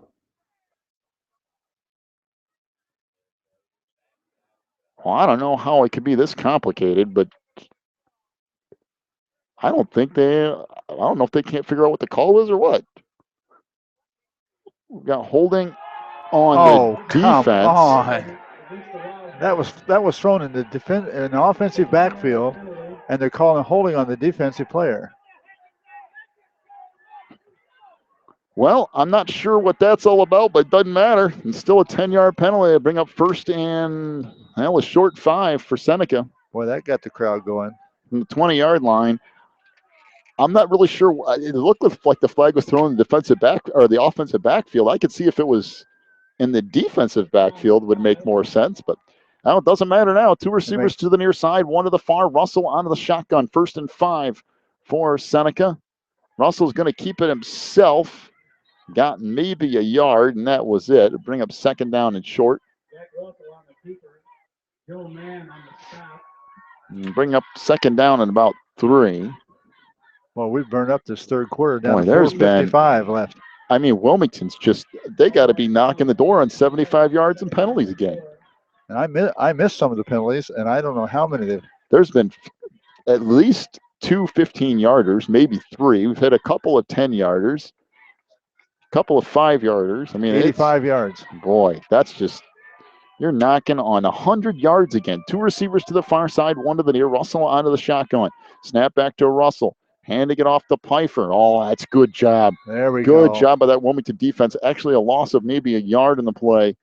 Cats finally plug up that hole. And on the stop for Wilmington 62. Is Ben Studer along with Kyle Hull. Studer is a 6'1", 241-pound junior. Hull at 5'10", 200 pounds. Kyle Davis in there at 5'11", 208. Be 3rd down and 5. That was actually it's maybe a long 4 here. That was the Wilmington defense we're used to seeing, and that was a nice job. 2 receivers to the near side, 1 to the far. Russell onto the shotgun again, takes the snap, rolls left side, pressured, might get sacked and gets forced to get the football away, and it's incomplete. I'll bring up 4th down. Good pressure from the Cats. Kirchner applying some pressure in the backfield along with Kyle Hull. Well, that was good defensive pressure that time. Nice job of the Cats getting back there and forcing that pass to go way about 10 yards short. 4th and 5 upcoming for Seneca. Actually, probably more like a long 4. Boy, this is the point of the game where your defense, much like the end of the game last week when Joe Mann picked off a pass, you need your defense here to make a play to kind of spark this team a little bit. Yeah, in the end, the Wilmington defense came in and finished off that game nicely last week. Russell onto the shotgun. 2 receivers to the near side, 1 to the far. 4th and a long 4 from the Wilmington 20. Russell hands the ball off. A huge hole up the middle. This might go for 6, and it will. Touchdown on the play. He didn't even get touched. For Seneca. Alex Thornley on the carry. It's 27-20 pending the extra point. Remember how I said earlier I didn't think Wilmington was in danger of losing this game? Now they are. The danger sirens are starting to go off. If this extra point goes through for Seneca, they are within a touchdown of taking the lead. It's 27-20 pending the extra point. 3:35 to go in the third. Well, the Cats did a nice job of keying on Russell. They just forgot to take the running back. Kick here is no good. Boy, that could be a big miss later. 27-20, the lead for Wilmington. Oh, good grief. Every time we come to Seneca, it seems like 3:35 to go in the third. We'll take a break. Back with more Cats football in a moment on the Christian Internet Sports Network. Phelan Acres Bible Church is the perfect place if you are looking for a church to call home. They have services every week, including Sunday school at 9:45, morning worship at 11, and Wednesday night prayer meetings at 7. Valen Acres Bible Church is located at 26009 Willow Lane in Wilmington, Illinois. And for more information, call 815-476-7818. That's 815-476-7818.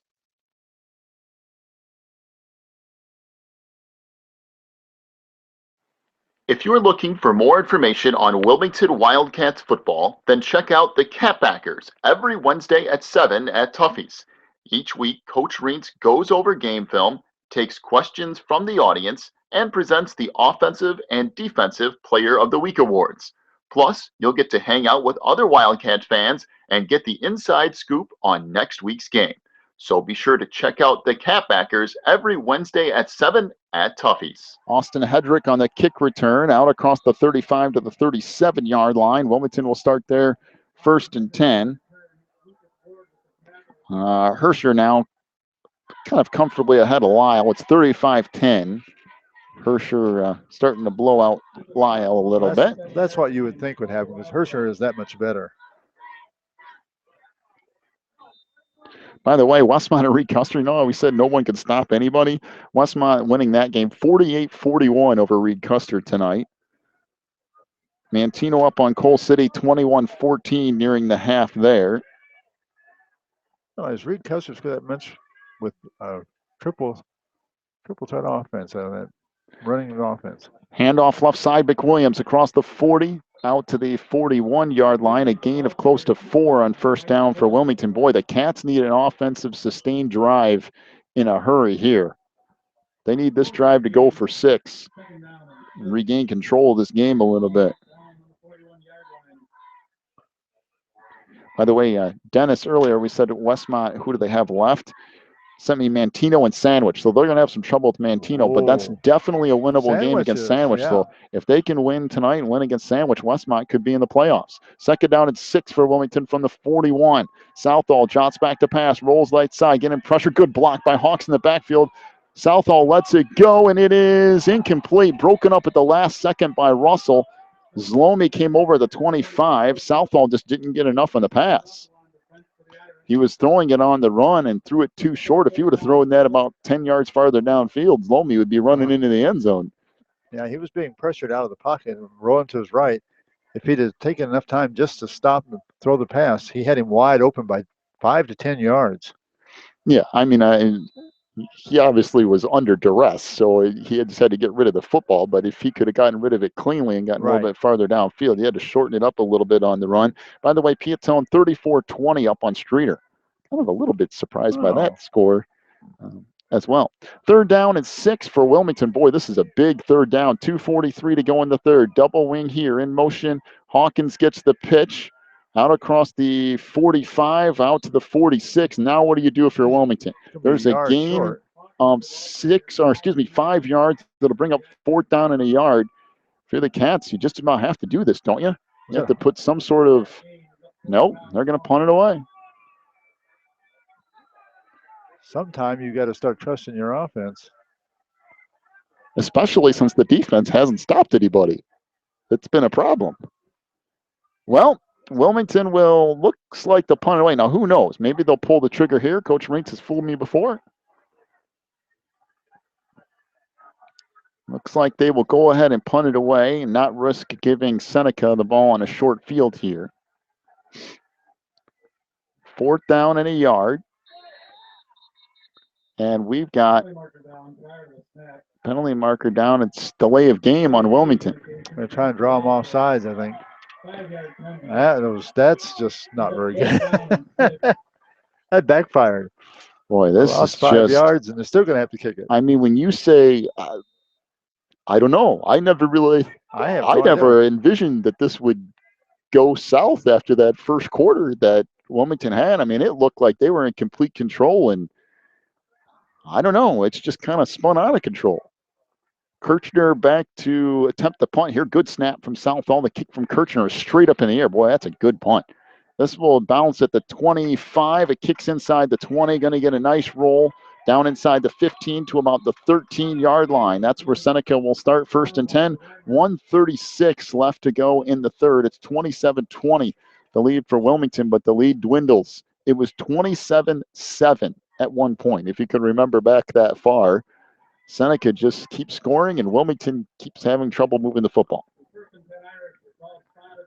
You know, if the Irish keep controlling the ball at the half, this is just exactly what they want. Wilmington will not get the football. Right? They can foreseeably get a little help from Wilmington again, go the full length of the field, chop into the third, rest of the third and part of the fourth quarter, and be in good shape.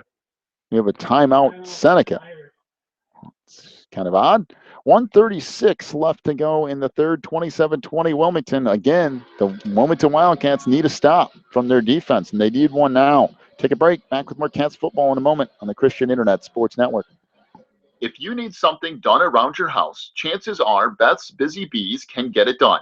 They specialize in residential and commercial cleaning, but they can also do lawn care, small home remodeling and repair jobs, and even things like caregiving.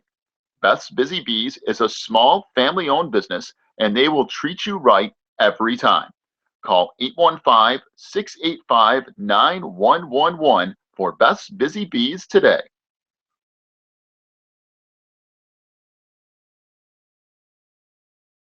Warren's Collision Center is your hometown body shop specializing in top-of-the-line customer service. Warren's accepts all insurance companies, and they offer free estimates, certified technicians, and a lifetime written warranty. Plus, Warren's will set you up with a rental car while your vehicle is in the shop. So the next time you need work done on your vehicle, call my good friend Warren at 815-458-3300 or stop by Warren's Collision Center at 242 North Front Street in Braidwood. You can also check them out online at warrenscollision.com. Warren's Collision Center, where they care beyond the repair. So the Irish lose 3 yards on first down on the handoff to Logan Pfeiffer to Casey Pfeiffer. I'm so used to Logan Pfeiffer being here. Casey Pfeiffer on the carry lost 3 yards. Pass down the far sideline is incomplete, and a flag on Mason Southall for pass interference. Boy, that's pretty good. And I don't know. He was about 3 or 4 yards behind the receiver. I believe he was also out of bounds, but I don't know. Well, again, tonight, the Cats have been the beneficiaries of a lot of penalty calls, and no different there. Another 15-yarder. Now, Mason did have his hand, it looked like, on the inside hand of the intended receiver. Maybe he had his hand on his inside, almost on the inside number, but it didn't look like he impeded the progress of the receiver or held his arm down to any. I mean, I don't know. That's a rough one. So 1st and 10 for Seneca from their own 25. Wilmington has gotten several of those calls the last couple weeks that have been unexplainable, really. Handoff comes near side. Decent hole. There's your makeup penalty right there. As the ball run out to the 30-yard line. That's ridiculous. The flag came in, and I mean fat. Almost didn't get the ball. Almost immediately when they snapped the football. So holding penalty here on Seneca. So we'll see if they mark it off from the spot of the flag. It will be first down and about 21 or so, depending on where they put this football. It's about 1st and 21. I mean, he threw that flag. They snapped the football. They threw the flag for holding. It wasn't very long into the play he threw it, I'll tell you that. So down to 45 seconds to go in the third. 27-20 the lead for Wilmington, but it's been disappearing ever so slowly. It was 27-7 for Wilmington at one point. And keeping it near side. Russell trying to get the corner. He is not going to get there. Russell dropped back at the 10-yard line. Boy, that's good pursuit from Derek Kirchner. Very good pursuit. There's another loss in the play. This will take it back to the 10. It's a loss of 4 more yards. It will bring up 2nd down and 24 for Seneca, down to 10 seconds to go in the third. I'll tell you what, if you're the Wildcats, some of that I call should have really aggravated you. Now to really get you worked up. Use it to your advantage. Well, it's the end of the third. We keep saying we think Wilmington's going to win this game, and it keeps getting closer. 27-20 Wilmington. We'll go to the fourth. Who knows? We sure will. Back in a moment here on the Christian Internet Sports Network. Breezer Construction Company is a proud supporter of Wilmington Wildcats football on the Christian Internet Sports Network. For over 30 years, Breezer Construction Company has led the way in providing quality construction to the industrial, utility, and pipeline industries. For more information on Breezer Construction Company, go to breezerconstruction.com. That's breezerconstruction.com or call 815-521-0900. Ricchetti's Cafe and Pizzeria in downtown Coal City is an authentic Italian restaurant that's all about sharing great food in a relaxing atmosphere. Ricchetti's has delicious paninis, sandwiches, calzones, salad, pasta, and of course their incredible pizza. Plus, you can check out a game on one of their many TVs, and they have Wi-Fi too. Stop by Ricchetti's Cafe and Pizzeria today at 375 South Broadway in Coal City. Start of the fourth quarter, 27-20 is the lead for Wilmington. Seneca with the football back at their own 10-yard line. It will be second down and 24 for the Irish. But, Les, do you think that that's a lot of yards to pick up? No. They had a 4th and 23 in the first half and picked up 30. So 2 receivers to the near side, 1 to the far. Russell out of the gun. Handoff comes to Pfeiffer trying to get the corner. And he'll get stacked up at the 15 or so. Picked up maybe 5 yards. Boy, that's some tough running from Casey Pfeiffer. Gets 5. It'll bring up third down and 19 for Seneca. Back at their own 15-yard line. Seems like they've always got more downs left, more time to use.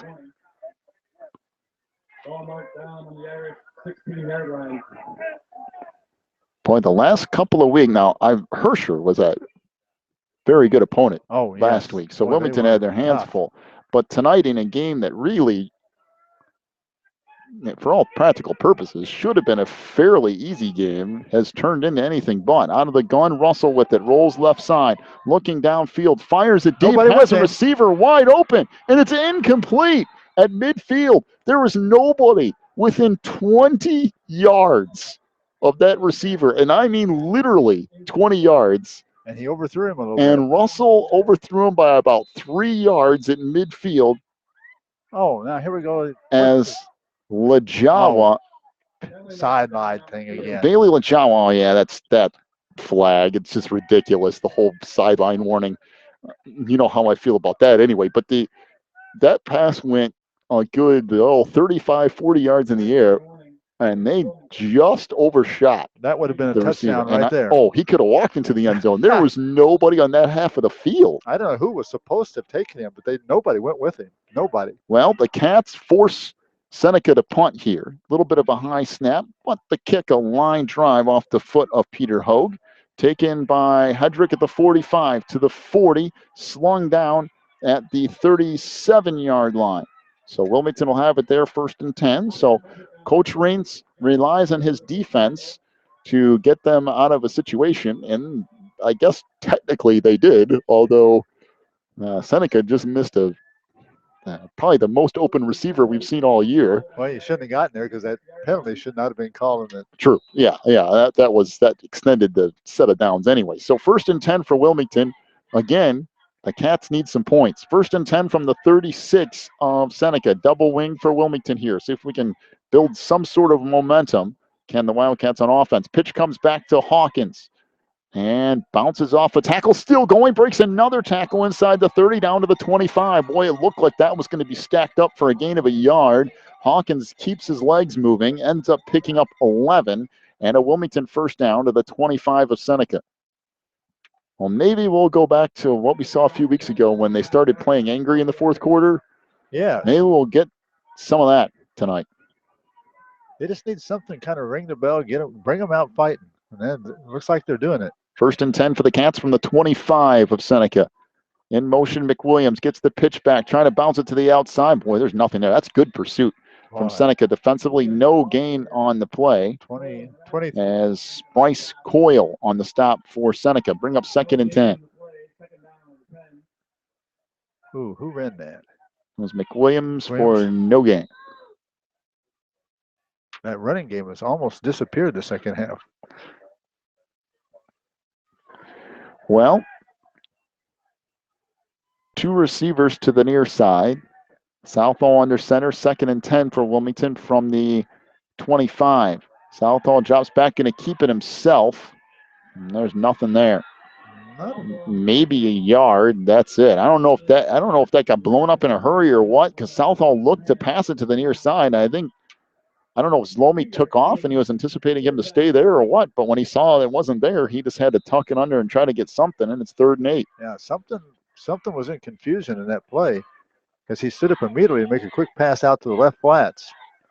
But his receiver wasn't there. Well, the Cats need 4 or 5 yards here to set up a makeable 4th down. It's 3rd and 8 for Wilmington from the 24 of Seneca. They lead at 27-20, coming up on 9 minutes to go in the game. Pitch back to Hawkins behind a huge push up front. Gets inside the 20, still churning to the 19. That's going to be about it. So a decent gain, but still it leaves Wilmington a good chunk of yardage on 4th down. Picks up about 4. It'll bring up 4th down and 4 for Wilmington just inside the 20. Well, you want to go ahead and go for it because you got them backed up in front of their own goals, so that you're not losing anything there. But I'm telling you, this Seneca defense, the Seneca defense has been really good in the second half. They certainly have. I mean, they've been really good. Well, 2 receivers to the near side, Southall under center. 4th and 4. This is a big down from the 19 of Seneca. Southall looking deep to the end zone. It is caught by Alex Lomi. Touchdown. Touchdown Wilmington. 19-yard touchdown pass. Mason Southall to Alex Lomi. And the Cats will get set to tack on an extra point. Boy, that's a big, big play. 4th and 4. The Cats go for it all. And they get the touchdown pass to Alex Lomi in the corner of the end zone. That was a fantastic call. You would have thought they were going to run for those 4 yards, and he went with a home run, man. Decent coverage out there, too. Zlomi's just a big guy. Well, and there's another drop snap. This time, Hedrick couldn't handle it, throws it up into the end zone. It is knocked away incomplete. It will stay 33-20. Another boy, there's just been, wow. It just seems like one thing goes right and then one thing goes the opposite way. 33-20 Wilmington. Maybe that will spark the last 8 minutes of this game. 8:22 to go. Well, stick with us here. It's been an interesting one tonight from Seneca. We'll be back in just a moment on the Christian Internet Sports Network. ACN representative Pete Treby has a very simple way for you to save money on your monthly bills. All you have to do is go to Pete's website and fill out the free analysis form. Then Pete will show you a detailed way to save money on everything: wireless, satellite TV, high-speed internet, local and long distance, computer support, and coming soon, save money on energy. Go to the sponsors page on this website, click on ACN Representative Pete Treby's link, fill out the free analysis form, and start saving money today. 8:22 to go in the fourth. 33-20 is the lead for Wilmington over Seneca. The Cats finally get a score in this second half behind a 19-yard touchdown pass from Mason Southall to Alex Lomi on 4th and 4. As the kick here to Pfeiffer at the 5, drops it, now picks it up. Casey up the middle, across the 15 to the 20. Casey across the 25, out to the 29-yard line. Finally tripped up by Jake Capwell. Boy, even the kickoff coverage is not going easy. So Seneca will have it 1st and 10 from their own 29. Boy, give Coach Ted O'Boyle and this Irish team credit. They came ready to play tonight. Not only that, but they got down early and got down in a hurry and just kept clawing back, did not give up. First 2 times Wilmington had the ball, they scored so quick. One of them was 8 seconds, and one was minute. At 12 seconds, 1 minute and 8 seconds. Zach Russell out of the shotgun. 2 receivers to the near side, 1 to the far. Russell rolls right side. He's going to be sacked back at the 22-yard line. Good pursuit. Mason Delangel on the sack. Pressure from Kircher and Kyle Davis as well.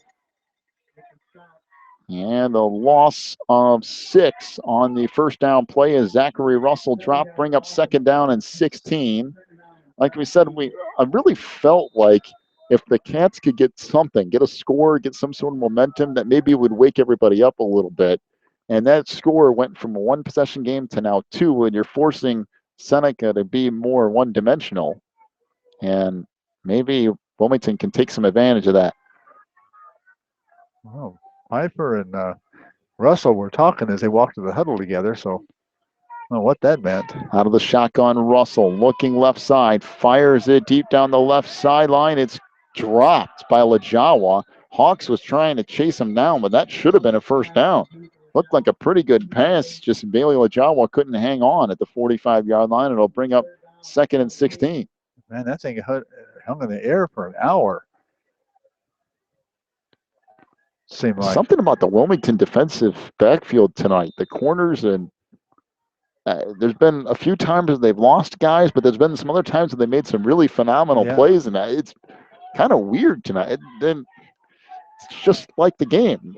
Positive and then not so, and then positive, and it's then a disjointed game. Yeah, and then just no real momentum anywhere. 2 receivers to the far side, 1 to the near. Russell out of the gun. 3rd down and 16. Fires over the middle. There's nobody there. One. Intercepted by Hedrick at midfield to the 45, to the 40, to the 35, to the 30. There's a flag down. There's your automatic penalty flag on a big play at the 39. So that's going to come back a little ways, but that's way after the interception.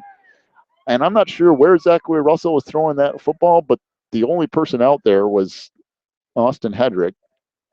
So this will be after the interception. So Wilmington forces a turnover. Every time Wilmington's had a big play in the last few weeks, they have always called a penalty right after it. Well, the Cats are over 100 yards in total penalties. They are gonna be. They have to be approaching 120 at this point. I mean, it's been a lot of penalty yardage. What if the Cats can keep rolling here and tack on another score? Feel a little bit better about tonight. It's just the Cats started off so strong.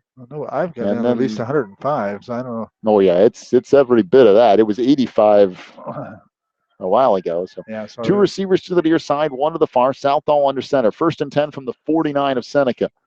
Southall handoff up the middle to the fullback inside the 40, still churning to the 35, still going to the 33. A gain of 16 yards on the run for Gavin Hawks. They'll be 1st and 10 for Wilmington from the 33 of Seneca. It's the first time Gavin has carried in a while. Well, and Wilmington looks like when they got that touchdown to Zlomi, that last pass, it looked like started to wake up a little bit here. The offense looks like has a little bit stronger step going. The defense, despite what should have been a first down out there, they look like they've been amping it up a little bit. So maybe the Cats will finish strong here. 1st and 10 for Wilmington from the 33 of Seneca. Double wing, and there's a penalty. Oh my star! This is crazy. I mean, it's just got legal procedure on Wilmington, so that'll back it up 5 yards. That's one thing about the offense that Wilmington runs. First thing the referees look at is 2 guys moving, and so every time you hike the ball, they're watching for it. Well, I mean, honestly, they've had some trouble with it this year. They've had some guys moving at the same time, and if you just kind of flinch, it's still all the same. Well, 1st and 15 for Wilmington now from the 38 of Seneca. 2 receivers to the near side. Southall under center, takes the snap, drops back, fires a quick pass out to Zlomi. Inside the 35, down to the 30, breaks a tackle, still going, and stacked up at the 29.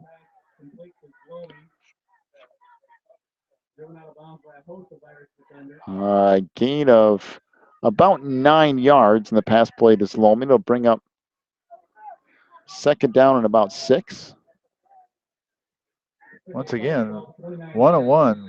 They don't bring down Zlomi. They got him around the ankle even, and he broke free from that guy, but it did slow him down enough that 2 more guys came over to finally get him tackled. Well, 5:35 and counting here in the fourth. Wilmington leads at 33-20. Two receivers to the far side. Double wing for the Cats here. One thing those penalties have done is given the Cats longer to drive. Handoff left side. McWilliams slips to the ground at the 25. Had a big hold. Just couldn't stay on his feet. They'll bring up third down in about 3. So a gain of 3, maybe 2. So give 4 on the run to McWilliams. Third down and 2 from the 25 of Seneca. By the way, Piatone now extending their lead on Streeter. Piatone up 41-20 on Streeter at the end of the third. All at once, they're just rolling. And that's who Wilmington gets next week. Not looking easier, is it? I mean, Streeter has been far from being an unbelievable team this year, but they're not bad. Look at that. Good grief. That Westmont score is ridiculous. 3rd and 2 for Wilmington. Quick pitch back to Hawkins. Inside the 25, churning. Boy, this is going to depend on the spot.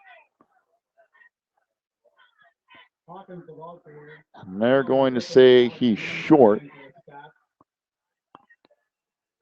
So they'll bring up 4th down and less than a yard. Well, they didn't give him much. Wow, they really didn't give him much. So it's 4th down and less than a yard. Well, they haven't gotten a lot of assistance no, they from sure the haven't. striped men tonight, that's for sure. We got a timeout on the play, timeout to Seneca. This is pretty much the game for the Irish. I mean, it's more or less done as it is. It's 33-20 Wilmington with 4:01 to go, but Seneca kind of a last gasp here to get a stop. 4th and a yard for Wilmington. Be sure to stick around for our post-game show, brought to you by ACN representative Pete Treby. We'll give you your final stats from tonight. We'll also talk to Coach Raines, see what he thinks going into next week's game against Piatone. This is more than likely going to go down as a win tonight for Wilmington, but it's been anything. Not a pretty one. Yeah. I mean, Seneca's 4-2, but let's face it, the first 2 or 3 opponents they played this year are far from, playoff quality teams, and they just lost to Herscher by 40. So you would think coming in here tonight, now I'm not saying that Seneca would give up and quit and let you do whatever they want, because it's obvious tonight they didn't. But you would think if you're Wilmington, this would have gone a little bit differently tonight, but it hasn't. And it looks like, was Wilmington going to, they're bringing on Casillas here. Seneca's really fought hard tonight. And the Cats have not, they could have packed it in and quit when they had so many things go wrong, but they haven't. They've stayed with it. All right, here we go. 4th down and a yard. I formation for the Cats. McWilliams is the tailback. Hawks is the fullback. High formation, 4th down and a yard. Handoff McWilliams. He's got it. Down inside the 21-yard line, so he picks up close to 3 on 4th down and a yard. And Wilmington will keep the ball moving, clock running. It's 1st and 10 for the Cats from the 21 of Seneca. Is that the first time they've gone to the I tonight? I believe so. I think it is. When they go that I love it when they're short yardage and go to that. I loved it a couple of years ago when they would put Lide, I think it was Lide, at fullback and go power I. Yeah. That's what I was really looking for. 2 receivers to the near side. 1st and 10 for Wilmington from the 21 of Seneca. 3:34 to go. We got another flag. Oh, for Pete's sake. Here we go again. This is before the ball's The flags this year have just false start on Wilmington. Man, another one. I mean, nobody was even up to the line of scrimmage. No, I don't know how they call them so quickly. Unless somebody moved the football, or I got 5 penalties on the Irish, and on Wilmington, oh my land. It's got to be 15 or more. 3, 4, 5, 11, 12, 13. I've got 13 written down, and I missed some of them. 2 receivers to the near side. 1st and 15 for Wilmington now from the 26 of Seneca. Southall fires down the near sideline, has Lomi again. Caught. Is he out of bounds? No, he caught it at the 3. It was tough to see if the left foot came down out of bounds, but the right foot must have been inbounds. And a gain of 23 yards from Southall to Zlomi. Boy, that was a nice pass from Mason. Kept it to the outside. Zlomi ran underneath it, managed to keep a foot inbounds. It looks like is that And Wilmington knocking on the door at the is 3. Is that Pfeiffer down, or is it? I think it's Bailey Lajawa. I think he's got a cramp in the end zone. No, that's what it looks like. Yeah, I think it's just a cramp, which is kind of unusual in this cool weather like this. But so it'll be 1st and goal for Wilmington from the 3. I don't think it's anything serious with Bailey Lajawa. It looks like he's cramping up, and they're trying to stretch him out in the end zone. There's 3:06 to go in the game. Wilmington leads at 33-20. See if the Cats can tack on another score and go in the next week with a little bit of momentum. But I know Coach Reitz, in some ways tonight, is not going to be very happy. At 3 turnovers for Wilmington. Now they managed to force one on the interception against Seneca in the second half, so they kind of got one there. But the Wilmington Wildcats have turned the ball over 3 times tonight. They've had close to 120 yards in penalties, and at times have given up chunks of yardage to the Seneca team. Now, I give Seneca credit. They came in tonight with a good game plan. They got down early and got down fast, but they remained steadfast, and Coach O'Boyle kept his guys' heads on straight, and they managed to stick around for this entire game. As Wilmington looking to tack on another touchdown here, but somewhere around 130 yards penalties for Wilmington tonight. I mean, if this game ends up at 40-20, now the Cats would have to tack on another score here. The score would look a little bit different than the game was. How this game went. Now the Cats have done a nice job in the fourth quarter of stretching things back out a little bit, but Seneca's given Wilmington everything they can handle tonight. Yeah. I congratulate both teams because Seneca has come in and played a tough game and nice coaching and took advantage of some weaknesses in Wilmington's defense, and yet Wilmington never folded up the tents. They were having all kinds of bad things happen. They just stayed with the game. By the way, Coal City leads Manteno 23-21 coming down the stretch in the fourth quarter. I formation for Wilmington here from the 3-yard line. 1st and goal. This is Nick Hawkins, the tailback for the Cats. Handoff to Nick left side. There's a whole bunch of room, and he's into the end zone for a touchdown. Boy, nice job by the left side of that offensive line. And Nick Hawkins scores, making it 39-20 Wilmington, pending the extra point. That's Hawkins' first score of the night. So with 3:01 to go, Casillas on to attempt the extra point here. Oh. Well, if there's a positive tonight is that Wilmington came out strong and they finished strong. The middle portion was a little shaky, but they've started strong and ended strong, and they're going to get out of here with another win. And in the I-8, you can take all those you can get. You better believe it. Casillas with the extra point. 40-20 is the lead for Wilmington. 3:01 to go in the game. Take a break. Back with your last few minutes in just a moment here on the Christian Internet Sports Network. Quigley Technology Services is your local source for computer help. They have built numerous websites, including ours, here at the Christian Internet Sports Network. Quigley Technology Services also specializes in virus removal, so your computer will get back to full speed now. And you can trust them for first-class computer repair, including free local pickup and delivery, plus on-site service, including after hours. Contact Quigley Technology Services at 815-293-7844 or stop by at quigtech.com. That's QUIG-tech.com. Teresa's Styling Salon in Wilmington is a casual, family-friendly salon that caters to people of all ages. Teresa's provides everything from haircuts to perms to manicures, and they can highlight or color your hair for that special look. Teresa's is located in the Southgate Plaza on Water Street in Wilmington. Call today for an appointment at 815-476-1955. That's 815-476-1955. 40-20, the lead for Wilmington. 3:01 to go in the game. Jordan Saar will once again kick off right to left here. Pfeiffer back deep for Seneca. Decent kick here from Saar down to the 10-yard line. Casey Pfeiffer across the 20, 25, 30. Out to the 35, still going. Out near the 38-yard line. And Wilmington has had some troubles. There comes another flag. Covering. Well, after the whole thing's here. over and the teams are heading to the sidelines, whoever it's on, it was thrown. It's just, now we've been doing football for a long time. I've been watching football for a long time. It seems every level of football this year has just been an unbelievable amount of flags. Against Wilmington So, again. Personal foul on Wilmington. And I mean, that was way after the play. I mean, the teams are both headed toward their sidelines. By the time he threw the ball, the flag in the air, it's crazy. Well, something after the play, I guess.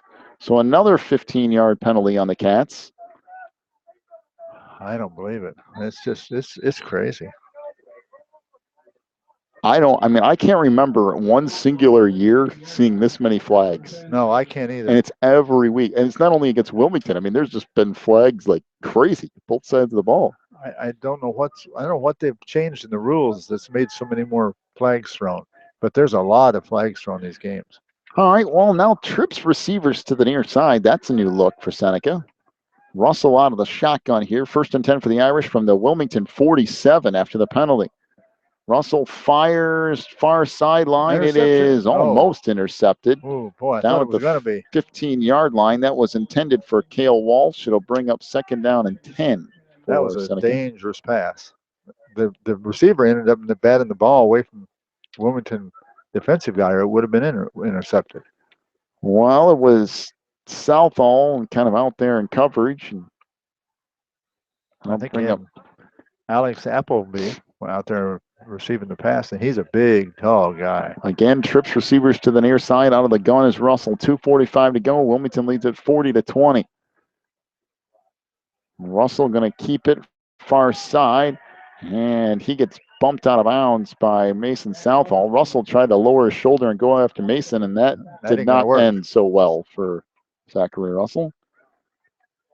By the way, that Coal City scored 23-21 over Mantino with 9 minutes to go in the 4th quarter. Coal City over them? Yes. Hersher with a 35-10 lead tonight over Lyle. Westmont, I believe, ended up beating Reed Custer 55-41, I want to say. 96 points. That's crazy. 3rd down and 7 upcoming after the 3-yard run for Russell. 3rd and 7 from the Wilmington 44. Handoff comes right side. Pfeiffer, another big hole all the way down to the Wilmington 35-yard line. He just ran through the whole half the Wilmington team. A gain of 9. 1st and 10 for Seneca from the 35 of Wilmington. Well, this Irish offense has discovered something since the 1st quarter because they managed to move the football. There's been times that Wilmington has stepped up and held them. But Seneca's managed to move it pretty good. 2 receivers to the near side, 1 to the far. Russell out of the shotgun again.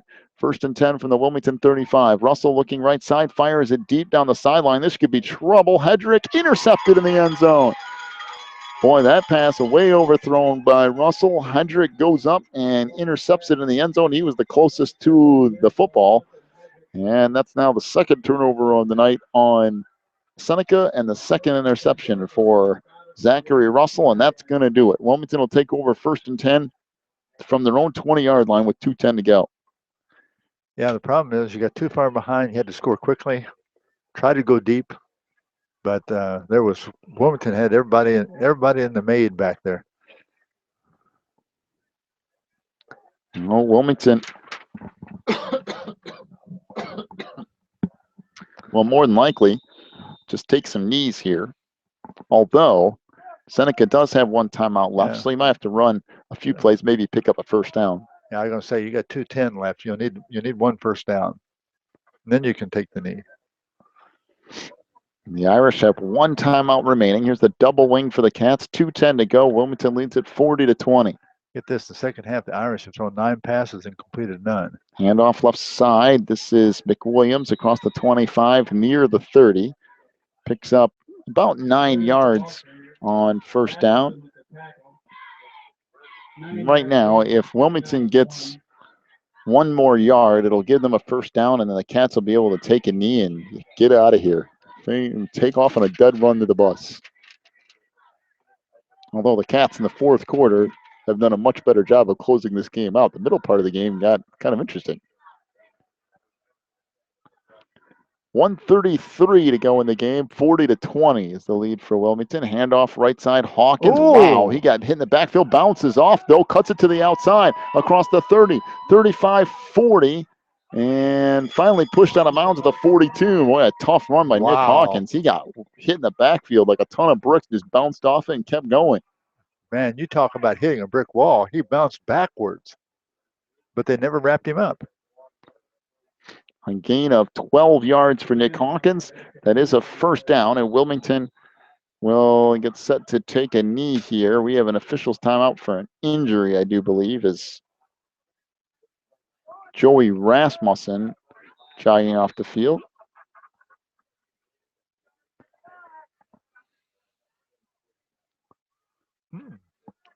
Well, nobody started the clock back up, which is interesting because the clock was running when they stopped it for the injury. So Southall will take a knee. That's going to do it anyway. I don't think Coach O'Boyle is going to use his last time out. Wilmington will take one, maybe two more knees here. It's just now approaching 1 minute to go. I think they'll only need to snap it one more time. And Wilmington will go to 7-0 with a 40-20 win over Seneca. The Irish will drop to 4-3, but let's give them credit tonight. Wilmington came out on fire, jumped out to an early lead, but Seneca kept crawling back. It was 27-7 at one point and ended up 27-20 before Wilmington pulled away with a couple of touchdowns in the fourth quarter. Snap to Southall. I don't know if they'll make them take one more snap or not. I think they're just going to let the clock roll down, and then that will do it. They blow the play clock, and Wilmington, I don't believe, has to run on another play.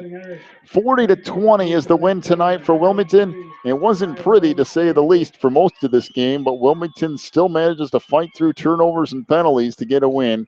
They win it 40-20 over Seneca tonight. The Irish drop to 4-3. Wilmington goes to 7-0. Welcome into the postgame show, brought to you by ACN representative Pete Treby. When they come back, we'll get to your final stat totals tonight, and we'll get you some scoring updates from around the area. We'll also talk to the head coach, Jeff Raints. We'll do that in a moment. Cats win it 40-20. Back in just a moment here on the Christian Internet Sports Network. Phelan Acres Bible Church is the perfect place if you are looking for a church to call home. They have services every week, including Sunday school at 9:45, morning worship at 11, and Wednesday night prayer meetings at 7. Phelan Acres Bible Church is located at 26009 Willow Lane in Wilmington, Illinois. And for more information, call 815-476-7818. That's 815-476-7818. If you're looking for more information on Wilmington Wildcats football, then check out the Catbackers every Wednesday at 7 at Tuffy's. Each week, Coach Reentz goes over game film, takes questions from the audience, and presents the Offensive and Defensive Player of the Week awards.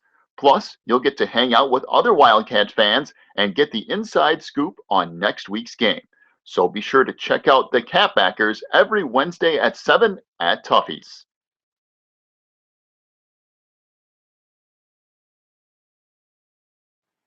If you need something done around your house, chances are Beth's Busy Bees can get it done. They specialize in residential and commercial cleaning, but they can also do lawn care, small home remodeling and repair jobs, and even things like caregiving. Beth's Busy Bees is a small family-owned business, and they will treat you right every time. Call 815-685-9111 for Beth's Busy Bees today.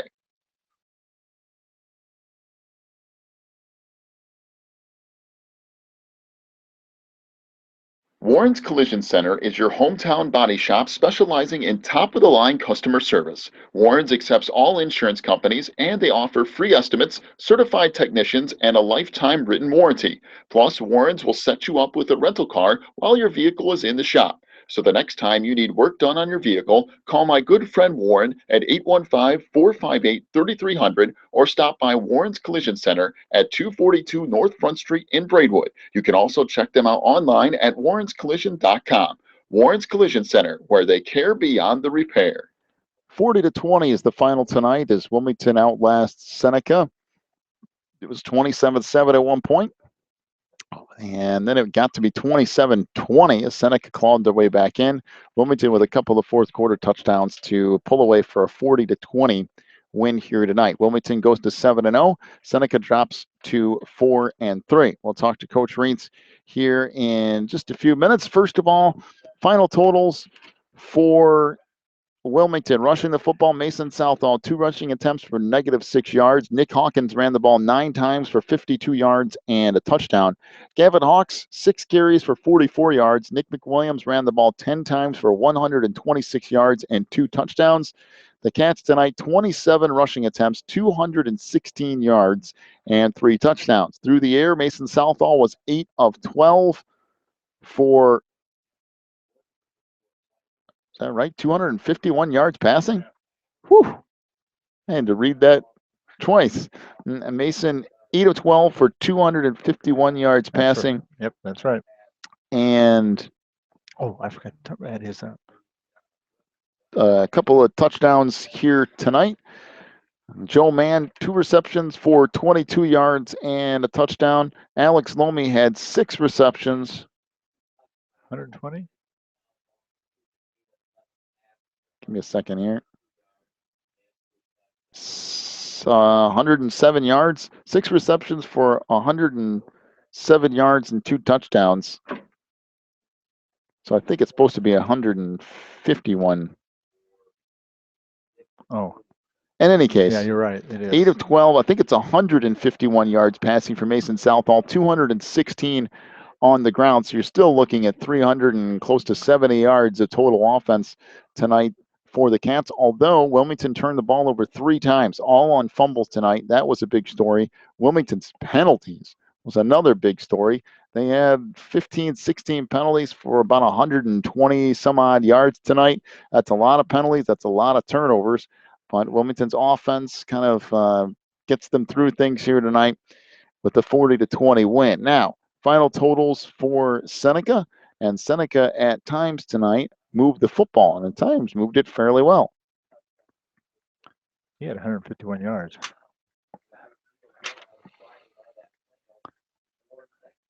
Oh, yeah, that's 68 yards. That's 8 and then 68. All right, so we had, we're going to have to refigure that.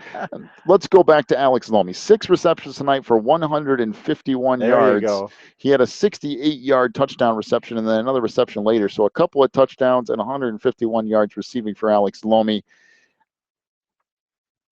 It is what it is. It is. Okay? So let's just leave it at that. For Seneca rushing the football tonight, Zachary Russell, 16 rushing attempts for 3 yards and a touchdown. Alex Thornley ran the ball 3 times for 46 yards and a touchdown. Casey Pfeiffer, 36 yards on 12 carries. Bryce Coyle, 2 carries for -5 yards. Alex Appleby, 2 carries for 1 yard and a touchdown tonight. Seneca on the ground, 33 rushing attempts, 86 yards, and 3 touchdowns. Through the air, the Seneca Irish were a combined 8 of 23 for 106 yards and a couple of interceptions. Bailey Lajawa, 4 receptions for 58 yards. Alex Appleby, 1 reception for 9 yards. And Cale Walsh, 3 receptions for 39 yards tonight. Zachary Russell also credited with a couple of interceptions. 106 yards through the air, 86 on the ground. That's 192 yards of offense tonight for Seneca. And they had a couple of late turnovers as well. So Wilmington outgained Seneca 467 to 192 tonight. The Cats made it a little bit too close for comfort at 27-20 as Seneca came clawing back. And then Wilmington a few late touchdowns to get out of here with a 20-point victory at 40-20. But that's a tough game tonight. I mean, Seneca just kept coming, and Wilmington made some mistakes, and the Irish made them pay. And sooner or later, it's a 7-point game.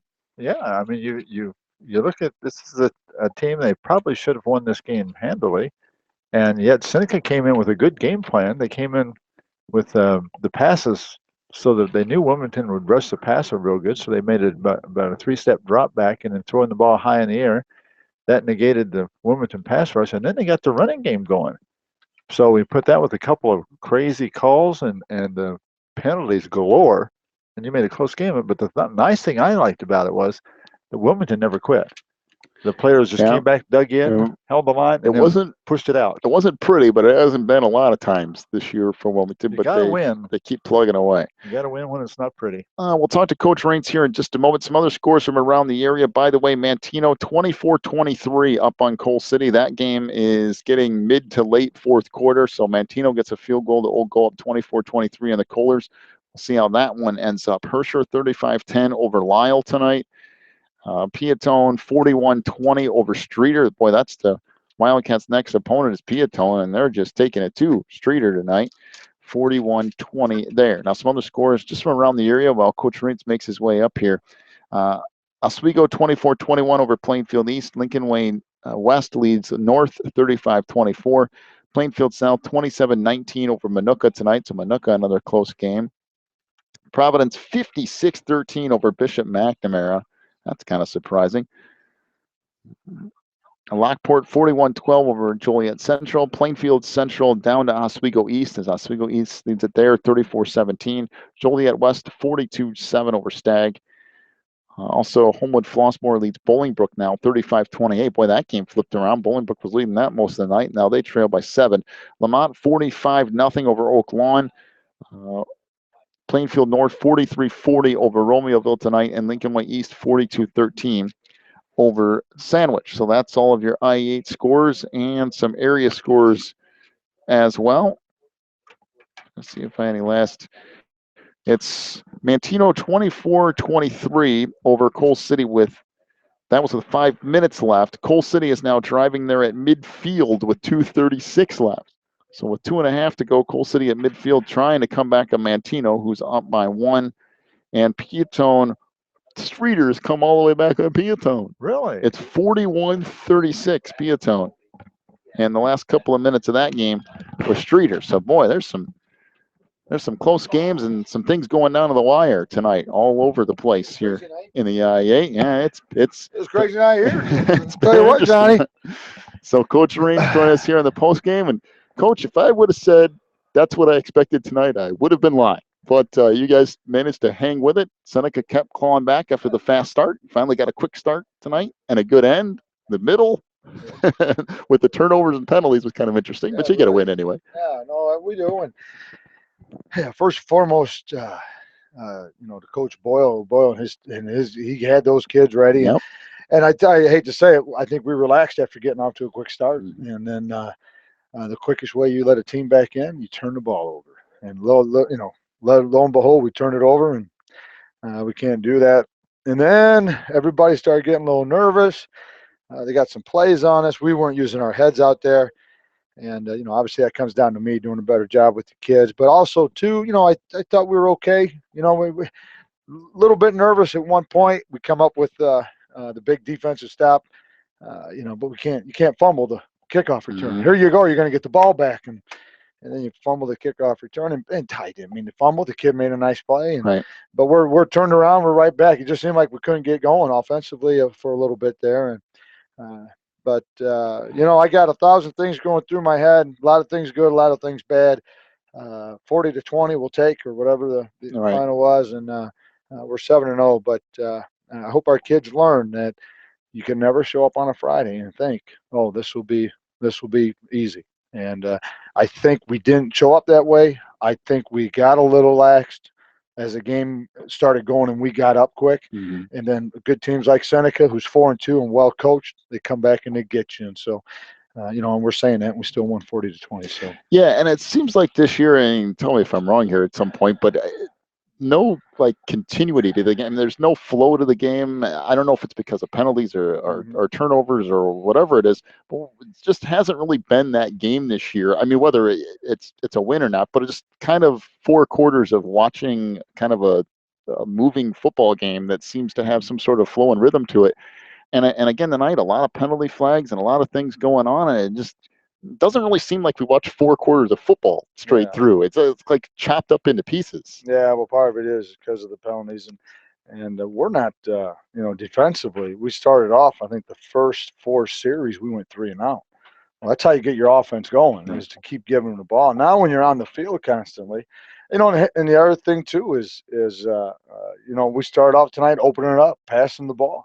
And so we're going to take a look at, did our kids come back and be physical when we really started to run the ball? And I think at times we did, and I think at times we weren't. We weren't getting off our marks.